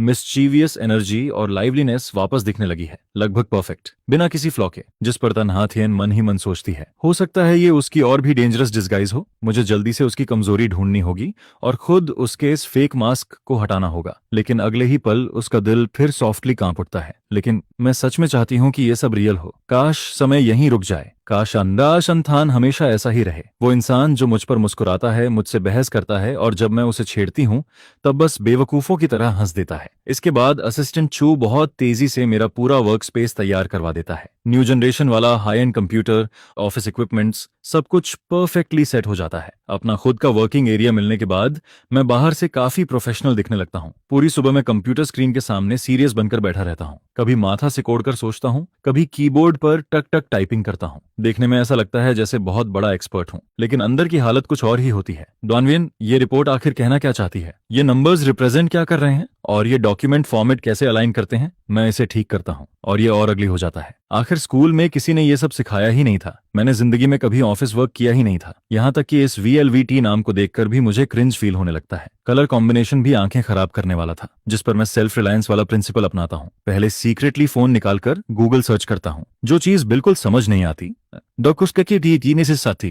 उसके लिए तुरंत डॉन वियन को कॉल करके रिमोट गाइडेंस मांगता हूँ। पूरा दिन स्ट्रगल करते करते निकल जाता है, लेकिन आखिरकार मैं कुछ बेसिक टास्क्स कंप्लीट कर ही लेता हूँ। इसके बाद तन्हा थियन मेरे सबमिट किए हुए डॉक्यूमेंट्स प्रिंट करवाती है और पेन से कुछ जगह हल्के हल्के टैप करते हुए समझाने लगती है, यहाँ लॉजिक गलत है, यहाँ डेटा रेफरेंस एक्यूरेट नहीं है और ये फॉर्मेटिंग भी कंपनी स्टैंडर्ड्स के हिसाब से नहीं है। मैं उसके पास झुककर ध्यान से सुनने लगता हूँ। उसकी आवाज बहुत सॉफ्ट और पेशेंट होती है, जिस पर मैं धीरे धीरे उसकी थिंकिंग प्रोसेस में खोने लगता हूँ। उसे प्रॉब्लम्स एनालाइज करते, एडिट करते और सॉल्यूशन निकालते देख मैं भी उसकी तरह सोचना सीखने लगता हूँ। धीरे धीरे बाहर शाम होने लगती है। तभी ठीक 5 बजे ऑफिस की छुट्टी वाली बेल बजती है। 1 सेकंड पहले तक मैं डीप कंसंट्रेशन में था, लेकिन अगले ही पल ऐसा लगता है जैसे किसी ने एनर्जी इंजेक्शन लगा दिया हो। मेरी आंखें चमक उठती हैं। मैं लाइटनिंग स्पीड से फाइल सेव करता हूँ, कंप्यूटर शट डाउन करता हूँ और एकदम स्मूथ मूवमेंट में खड़ा हो जाता हूँ। हो गया। मैं खुशी से बाहर भागने ही वाला होता हूँ कि तभी तन्हा थियन पीछे से बोलती है, अंथन तुम रिवाइज्ड रिपोर्ट वापस नहीं लोगे? जिस पर मैं बिना पीछे मुड़े जवाब देता हूँ, कल कंटिन्यू कर लूंगा। लेबर लॉ में लिखा है काम खत्म मतलब घर जाओ। मैं सीधे बाहर निकलने लगता हूँ और पीछे एम्प्लॉयज मुझे एडमिरेशन भरी नजरों से देखते रहते हैं। आखिर कौन इंसान टाइम पर छुट्टी नहीं चाहता, लेकिन मेरी फ्रीडम ज्यादा देर नहीं टिकती। सॉरी को गया। तटोंग ने खास इंस्ट्रक्शन दिया है कि आप अकेले कंपनी से बाहर नहीं जा सकते, जिस पर मैं तुरंत कंप्लेन करता हूँ। नहाथियन, तुम चाहती हो मैं ओवर टाइम करूं? अभी तो छुट्टी का टाइम हो गया। वो बिल्कुल काम तरीके से जवाब देती है, मैं तुम्हें ट्रिपल ओवर टाइम सैलरी दूंगी। और वैसे भी कौन सा एम्प्लॉय बॉस से पहले भागता है? दूसरी कंपनी में होते तो कब के निकाल दिए गए होते। मैं फोन कसकर पकड़ता हूँ, दूर खड़े एलिवेटर को देखता हूँ और आखिरकार हार मानकर वापस मुड़ जाता हूँ। फिर एलिवेटर में घुस जाता हूँ। टॉप फ्लोर की लाइट्स एक बार फिर मेरे लिए जल उठती हैं। ओवर टाइम सबसे ज्यादा हेट करता हूँ मैं चुपचाप तन्हा थियन के पीछे एलिवेटर में खड़ा रहता हूँ। इस बार माहौल पहले से ज्यादा साइलेंट होता है। जब तन्हा थियन मुझे कार से द फैमिली मैंशन वापस लेकर पहुंचती है, तब तक रात हो चुकी होती है, जिस पर आंट लियू पहले ही डिनर तैयार कर चुकी होती है। गर्म सूप और टेस्टी डिशेस टेबल पर फैमिली वॉर्मथ के साथ रखी होती हैं। हम दोनों चुपचाप डिनर खत्म करते हैं। इसके बाद मैं सीधे बेडरूम में जाकर बेड पर फैल जाता हूँ और गेम खेलने लगता हूँ, जबकि तन्हा थियन स्टडी रूम में जाकर फिर से काम करने लगती है। कुछ देर बाद उसका फोन वाइब्रेट होता है। बाहर चलना है? सुना है आज तुम अपने हस्बैंड को ऑफिस लेकर गई थी,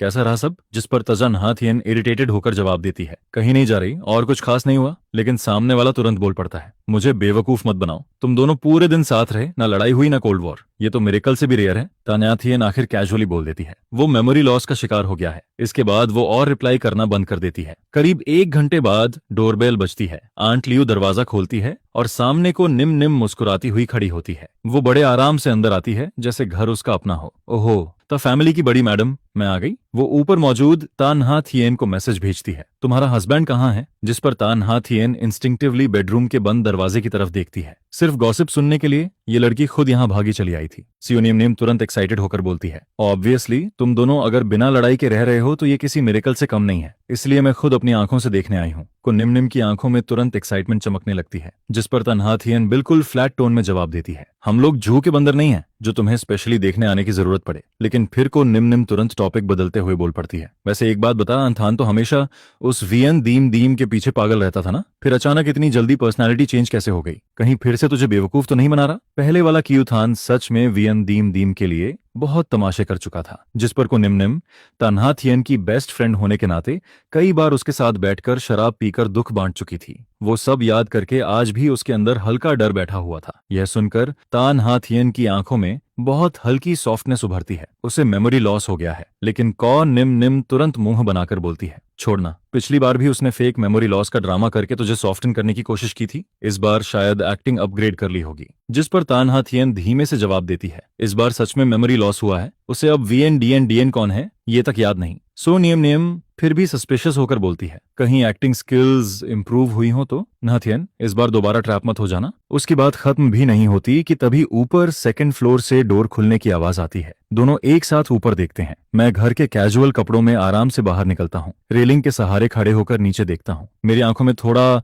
अनफैमिलियर फीलिंग और क्यूरियोसिटी दिखाई देती है, जिस पर कौ निम निम तुरंत खड़ी हो जाती है और ऑकवर्ड स्माइल के साथ बोलती है, हेलो जीजा जी, क्या हमारी बातें ज्यादा लाउड थीं? हमने आपको डिस्टर्ब कर दिया क्या? मैं धीरे धीरे स्टेयर्स से नीचे आता हूँ और हल्के से सिर हिलाकर ग्रीटिंग देता हूँ, काफी पोलाइट लेकिन डिस्टेंस बनाए रखते हुए। हेलो। उसी समय मैं दिमाग में तुरंत सिस्टम दोआन वियन को आवाज लगाता हूँ, ये कौन है? जिस पर सिस्टम तुरंत जवाब देता है, कोनिमनिम फीमेल लीड की स्टार्टअप डेज वो बेस्ट फ्रेंड है। दोनों का रिश्ता बहुत क्लोज है और वो इकलौती इंसान मानी जाती है जो तन्हा थियन को खुलकर कुछ भी बोल सकती है। ये सुनकर मैं तुरंत समझ जाता हूँ। फिर कोनिमनिम की इन्वेस्टिगेटिंग नजरों को इग्नोर करते हुए किचन की तरफ बढ़ जाता हूँ और फ्रिज से 2 मिनरल वाटर बॉटल्स निकाल लेता हूँ। मेरे जाते ही कोनिमनिम एक्साइटमेंट में धीरे से बोल पड़ती है, अभी उसने मुझ पर स्माइल किया और खुद पहले हेलो भी बोला। पहले तो हर बार मुझे देखकर फ्यूनरल फेस बना लेता था, जिस पर तन्हा थियन काम होकर जवाब देती है, लगता है सच में मेमोरी लॉस हुआ है। क्योथान की मेमोरीज 20 साल की उम्र पर रुक गई हैं। बात की सारी बातें वो भूल चुका है।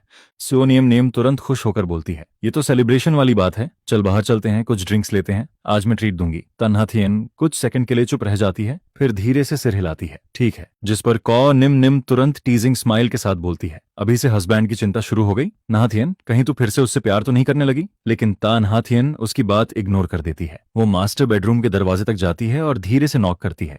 अंदर से मेरी थोड़ी लेजी आवाज आती है, आ जाओ। दरवाजा खुलते ही मैं सोफा पर पैर चढ़ाकर बैठा होता हूँ। उंगलियां फोन स्क्रीन पर तेजी से चल रही होती हैं। गेम में सिचुएशन काफी इंटेंस लग रही होती है। स्क्रीन की लाइट मेरे फोकस्ड साइड फेस पर पड़ रही होती है, जैसे मैं पूरी तरह अपनी दुनिया में खो गया हूँ।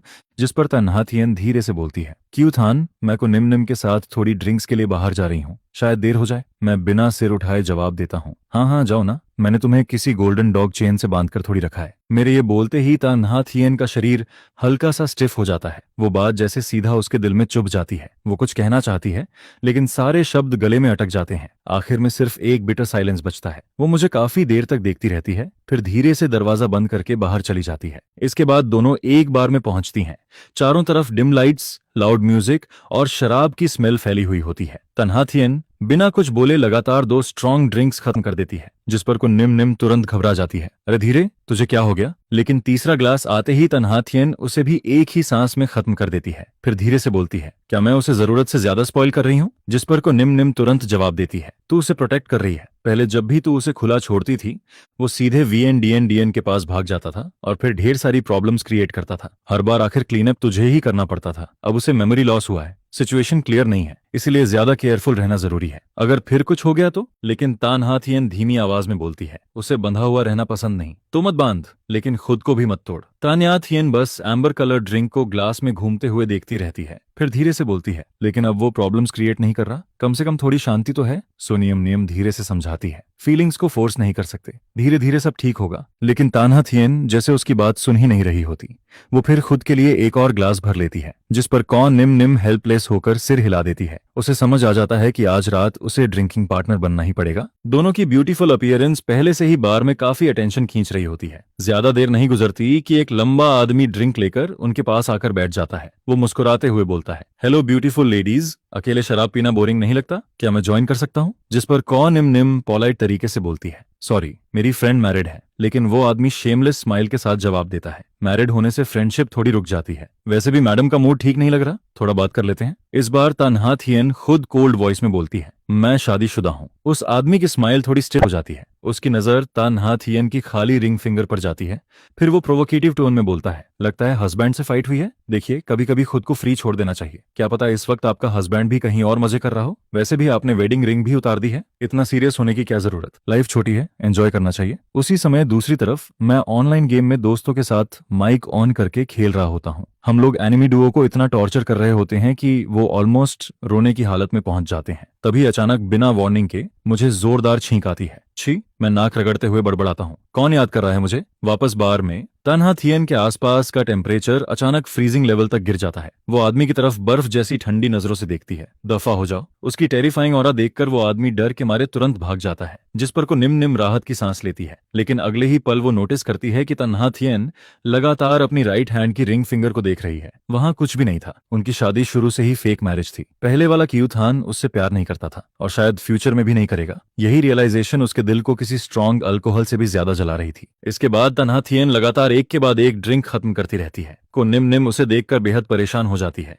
लेकिन उसे समझ नहीं आता कि क्या बोले। आखिर जब तन्हा थियन काफी ड्रंक हो जाती है, तब को निम निम हार मानकर अपने लोगों को बुलाती है ताकि इस ड्रंक बॉस लेडी को सेफली घर पहुंचाया जा सके। रात का अंधेरा धीरे धीरे गहराने लगता है जब ड्राइवर तन्हा थियन को सहारा देकर कार से नीचे उतारता है। ठंडी रात की हवा उसके चेहरे से टकराती है, जिस पर उसका दिमाग थोड़ा क्लियर होने लगता है, लेकिन कदम अब भी लड़खड़ा रहे होते हैं। वो कौ निम निम का सहारा देने वाला हाथ झटक देती है और खुद ही विला के अंदर चलने की कोशिश करती है। धीरे धीरे स्टेयर्स चढ़ते हुए ऊपर बढ़ती है, जिस पर को निम निम समझ जाती है कि अब यहाँ उसकी जरूरत नहीं है और फिर आराम से वापस घर चली जाती है। बेडरूम के दरवाजे तक पहुंचकर तन्हा थियन रुक जाती है। वो ठंडी दीवार के सहारे टिकती है और थोड़ी ऑकवर्ड तरीके से अपनी ड्रेस ठीक करने लगती है। ये सब करने के बाद वो गहरी सांस लेती है और फिर धीरे से ठंडे डोर हैंडल को पकड़ती है। तभी कमरे के अंदर से मेरी एक्साइटेड आवाज सुनाई देती है, अरे क्यूट, ये तेरे लिए है। दरवाजा पूरी तरह बंद नहीं था, इसलिए मेरी आवाज साफ साफ बाहर पहुंच जाती है, जिस पर तन्हा थियन का हाथ तुरंत हैंडल पर रुक जाता है। ऐसा लगता है जैसे उसके पूरे शरीर का खून उसी पल जम गया हो और अगले ही सेकंड उबलते हुए सिर तक चढ़ गया हो। बार में उस आदमी की कही बातें अचानक उसके दिमाग में फिर से गूंजने लगती हैं, जैसे कोई शाप सच हो गया हो। उसके मन में तुरंत एक हॉरिफाइंग थॉट जन्म लेता है। क्यूथान ने कभी मेमोरी लॉस नहीं खोया था, वो हमेशा उसे धोखा दे रहा था। 20 साल वाले इनोसेंट लड़के जैसा बिहेवियर, वो सॉफ्ट एक्सप्रेशंस, वो ओबीडियंट एक्ट्स, ये सब बस केयरफुली बुना हुआ झूठ था, और शायद जहां उसकी नजर नहीं पहुंचती वहां कियू थान अब भी वीएन दीम दीम से सीक्रेटली कांटेक्ट में था, यहां तक कि उसे इतने प्यार से क्यूट कहकर बुला रहा था। सालों से तन्हा थियन अपने सपनों में काउंटलेस बार कियू थान को पुकारती रही थी। वो हमेशा चाहती थी कि एक दिन कियू थान भी उसे इतने प्यार से बुलाए, लेकिन उसने कभी नहीं बुलाया, एक बार भी नहीं। और अब वही शब्द वो किसी दूसरी औरत के लिए इस्तेमाल कर रहा था, जिस पर तन्हा थियन के अंदर जेलसी और शराब का नशा मिलकर खौलने लगता है। जो थोड़ी बहुत सॉब्रिटी वापस आई थी वो भी गुस्से और ह्यूमिलिएशन में झलकर खत्म हो जाती है। उसका आखिरी बचा हुआ रीजन भी टूट जाता है। धड़ाम, वो पूरी ताकत से दरवाजा खोल देती है। कमरे की वार्म लाइट बाहर अंधेरे हॉलवे में फैल जाती है। मैं उस समय बेड पर आधा लेटा हुआ था, कानों में हेडफोन्स लगे थे और उंगलियां फोन स्क्रीन पर तेजी से चल रही थीं। अचानक दरवाजा खुलने की आवाज से मैं बुरी तरह चौंक जाता हूं और तुरंत सिर उठाता हूं। मेरे चेहरे पर अभी भी गेम खेलते समय वाली रिलैक्स्ड स्माइल बाकी होती है, लेकिन सामने खड़ी तन्हा थियन को देखकर मैं फ्रीज हो जाता हूं। उसके गाल शराब की वजह से लाल थे, आंखों में हल्की ब्लड वेसल्स उभर आई थीं और उनमें ऐसा डिस्पेयर था जो मैंने पहले कभी नहीं देखा था। उसकी यूजुअल कोल्ड एलिगेंस पूरी तरह गायब हो चुकी थी। वो इस वक्त किसी घायल जानवर जैसी लग रही थी, जिसे कोने में धकेल दिया गया हो। वो मुझे घूरती रहती है। उसके होंठ काफी देर तक कांपते रहते हैं और फिर आखिर वो टूटती हुई आवाज में बोलती है, क्यों थान, तुमने मुझे धोखा दिया, तुम्हें मेमोरी लॉस हुआ ही नहीं था। मैं पूरी तरह कंफ्यूज्ड होकर सीधा बैठ जाता हूँ। मैंने तुम्हें क्या धोखा दिया? मैंने कभी झूठ नहीं बोला, झूठ नहीं बोला। वो लड़खड़ाते कदमों से अंदर आती है। उसकी हील्स की आवाज फ्लोर पर जोर से गूंज रही होती है। हर कदम ऐसा लगता है जैसे मेरे सीने पर पड़ रहा हो। अभी जो तुमने क्यूट कहा वो कौन थी? वीएन थी ना? तुम हमेशा एक्टिंग करते रहे, fake memory loss, fake obedience, fake dependence, और पीछे से उसी औरत के साथ कांटेक्ट रखते रहे। तभी मुझे आखिर समझ आता है कि मिसअंडरस्टैंडिंग कहाँ हुई। मैं हंसते हुए फोन ऊपर उठाता हूँ। अरे तुम इस बात की बात कर रही हो? ये मेरा गेम टीममेट है, लड़का है। हम अभी रैंक जीत गए थे, इसलिए मजाक में उसे क्यूट बोल दिया। फिर मैं हेल्पलेस होकर बोलता हूँ, तुम आखिर अपने दिमाग में कैसी स्क्रिप्ट लिख रही हो? जिस पर तन्हा थियन अचानक वहीं रुक जाती है। उसके शरीर का नशा आधा उसी वक्त उतर जाता है। उसकी आंखों का गुस्सा धीरे धीरे शौक में बदलने लगता है। वो फोन की गेम स्क्रीन को देखती है, फिर मेरे इनोसेंट फेस को। उसके लाल पड़े गाल तुरंत सफेद पड़ने लगते हैं। मैं धीरे से बोलता हूँ, तन्हा थियन, मुझे पता है तुम किससे डरती हो। तुम डरती हो कि मैं फिर वीएन के पास चला जाऊंगा, सही कहा ना? मैं हल्की सांस लेकर आगे बोलता हूँ, लेकिन वो आदमी जो उसके लिए पागल था वो मैं नहीं हूँ। वो सिर्फ कहानी के कंट्रोल में चलने वाला पपेट था। मेरी मेमोरीज अभी भी 20 साल की उम्र पर रुकी हुई हैं। मुझे सिर्फ इतना याद है कि बचपन से हम दोनों हमेशा लड़ते रहते थे। तन्हा थियन के कंधे हल्के कांपने लगते हैं। वो मेरी तरफ नहीं देखती, लेकिन अब बहस भी नहीं करती, जिस पर मैं बेड से उतरकर उसके सामने आ जाता हूँ। मुझे याद है स्पोर्ट्स मीट में जब मैं फर्स्ट आने वाला था और एक्सीडेंट में गिर पड़ा था, तो मुझे स्कूल हॉस्पिटल तक लेकर गई थी। पूरे रास्ते मुझे डांटती रही, लेकिन मेरा हाथ इतना कसकर पकड़ा था जैसे छोड़ने से डर रही हो। मुझे ये भी याद है जब मेरे पास पॉकेट मनी नहीं होती थी, तुम मुंह से बोलती थी कि देना नहीं चाहती, लेकिन पीछे से सीक्रेटली पैसे पकड़ा देती थी। और तुम हमेशा कहती थी कि दुनिया के सारे मर्द मर जाएं, तब भी तुम मुझे पसंद नहीं करोगी। मैं हल्का मुस्कुराता हूँ, लेकिन मुझे पता है वो सिर्फ गुस्से वाली बातें थीं। इसके बाद मैं धीरे से हाथ बढ़ाकर उसके चेहरे से आंसू साफ करता हूँ। मेरी मूवमेंट्स थोड़ी क्लमजी होती हैं, लेकिन बेहद केयरफुल भी। पिछले आधे महीने में मैंने सब देख लिया। मुंह से तुम बोलती थी कि मुझे गोल्डन चेन से बांध कर रखना चाहती हो। तुम्हें डर था कि मैं भाग जाऊंगा, तुम्हें डर था कि मैं हर्ट हो जाऊंगा, लेकिन फिर भी तुमने मुझे सबसे अच्छी जिंदगी दी। मेरे लिए तुमने इतना इंपॉर्टेंट बिडिंग प्रोजेक्ट तक छोड़ दिया। यहां तक कि जब तुम्हें शक था कि मैं एक्टिंग कर रहा हूं, तब भी तुम बार बार मेरी तरफ भाग कर आई। मैं उसकी आंखों में देखते हुए धीरे से बोलता हूँ, तन्हा थियन, तुम कोई विलन नहीं हो। तुम इस दुनिया की सबसे बेवकूफ और सबसे ज्यादा मुझे प्रोटेक्ट करने वाली इंसान हो। उसकी आंखों से आंसू गिरते हैं और सीधे मेरे हाथ पर आकर टूटते हैं। वो आंसू इतने गर्म थे कि जैसे मेरी स्किन जला रहे हों। काफी देर बाद वो कांपती आवाज में पूछती है, तुम सच में अब वीएन के पास नहीं जाओगे? मैं तुरंत डिस्गास्टेड फेस बनाता हूँ। मैं उसके पास जाकर करूंगा भी क्या? वो लड़की तो बस मुझे यूज करती थी, मुझे स्टेपिंग स्टोन बनाकर ऊपर चढ़ना चाहती थी, और कभी एक सच्चा वर्ड भी नहीं दिया। अगर मैं दोबारा उसके पास गया तो समझ लेना मैं पागल हो गया हूँ। पहले वाला इडियट मैं नहीं था, अब मैं सिर्फ खुद हूँ, और मैं उस टॉक्सिक औरत से जितना दूर रहूं उतना अच्छा है। सिस्टम अचानक एक्साइटेड होकर चिल्लाने लगता है, होस्ट आप तो कमाल हो। मिसअंडरस्टैंडिंग पूरी क्लियर हो गई, लेकिन मैं उसे इग्नोर कर देता हूँ। मैं धीरे से तन्हा थियन का हाथ पकड़ता हूँ और उसे बेड के किनारे बैठा देता हूँ। फिर सॉफ्टली बोलता हूँ, मैं उस पुराने बेवकूफ की तरफ से तुमसे माफी मांगता हूँ। उसने तुम्हें पूरे 6 साल हर्ट किया, तुम्हारी रातों की नींद छीन ली। तुम उससे प्यार करती थी,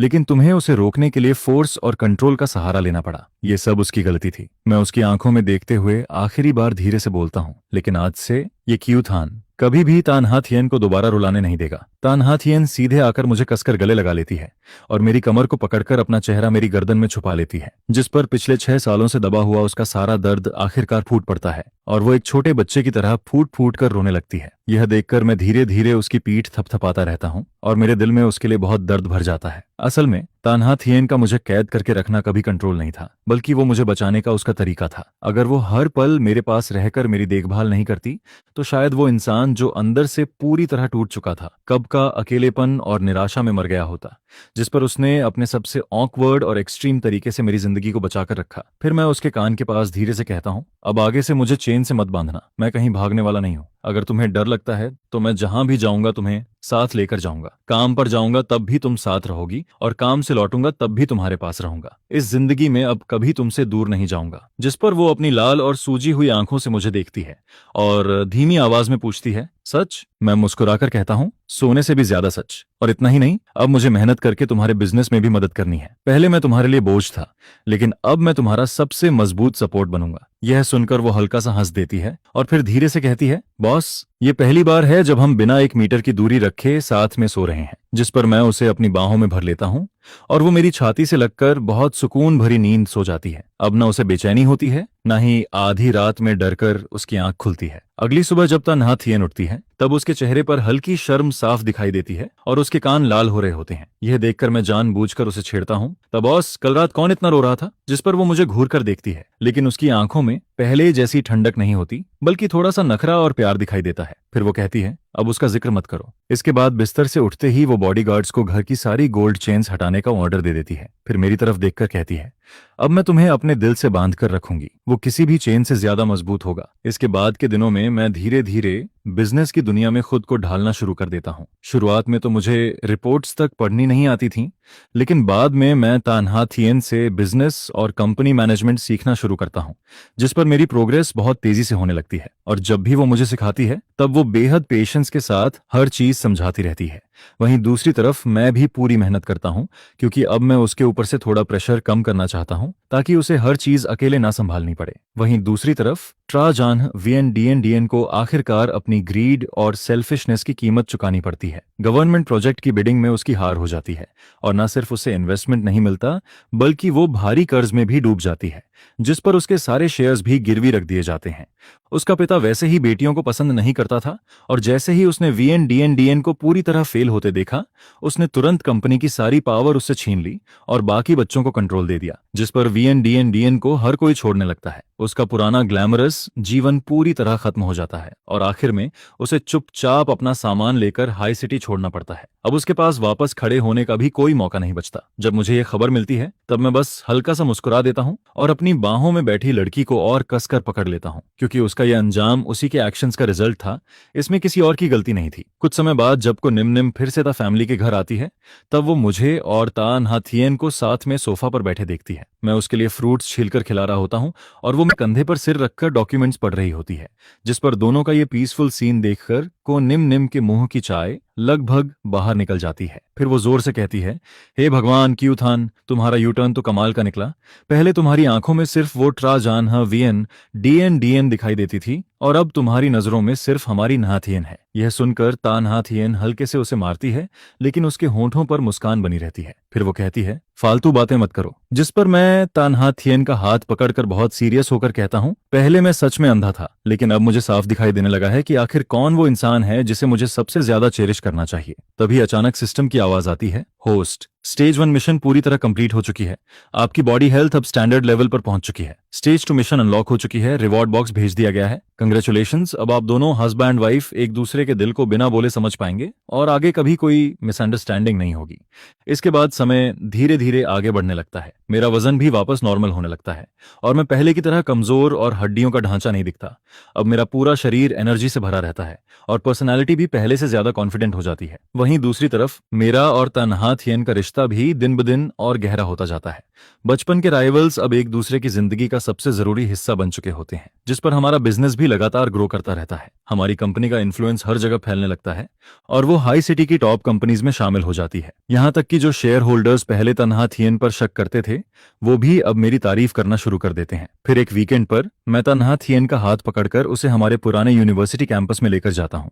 हम दोनों फेमिलियर रास्तों पर चलते रहते हैं और आसपास घूमते स्टूडेंट्स को देखकर ऐसा लगता है जैसे हम फिर से अपने 20 साल वाले दिनों में लौट आए हों। जिस पर मैं अचानक रुक जाता हूँ और सीरियस होकर तान्हा थिएन की आंखों में देखने लगता हूँ। फिर मैं एक घुटने पर बैठता हूँ और अपनी जेब से एक डायमंड रिंग निकाल लेता हूँ। इसके बाद मैं उससे कहता हूँ, ये रिंग मैंने अपनी पहली कमाई से खरीदी है। जब हम 20 साल के थे तब तुमने मुझे पकड़कर इस लंबे रास्ते पर आगे बढ़ाया था, और अब 26 साल की उम्र में मैं तुम्हारा हाथ पकड़कर पूरी जिंदगी तुम्हारे साथ चलना चाहता हूँ। हमारी पिछली शादी गुस्से, मजबूरी और एक्सीडेंट की वजह से हुई थी, लेकिन अब मैं तुमसे दोबारा शादी करना चाहता हूँ क्योंकि मैं सच में तुमसे प्यार करता हूँ। क्या तुम मुझसे शादी करोगी? यह सुनते ही तन्हा थिएन की आंखें आंसुओं से भर जाती हैं और वो जोर से सिर हिलाकर कहती है, मैं तैयार हूँ। जिस पर मैं उसके हाथ में वो डायमंड रिंग पहना देता हूँ और फिर खड़े होकर उसे कसकर गले लगा लेता हूँ। फिर मैं उसके कान में धीरे से कहता हूँ, अब हमारी जिंदगी में कोई राइवलरी नहीं होगी, अब सिर्फ मैं और मेरी वाइफ होंगे। इस जिंदगी में हम कभी एक दूसरे का साथ नहीं छोड़ेंगे, हमेशा साथ बूढ़े होंगे। तभी सिस्टम की आखिरी आवाज सुनाई देती है, होस्ट, फाइनल मिशन कंप्लीट हो चुकी है। ग्रैंड रिवॉर्ड साथ में बूढ़े होना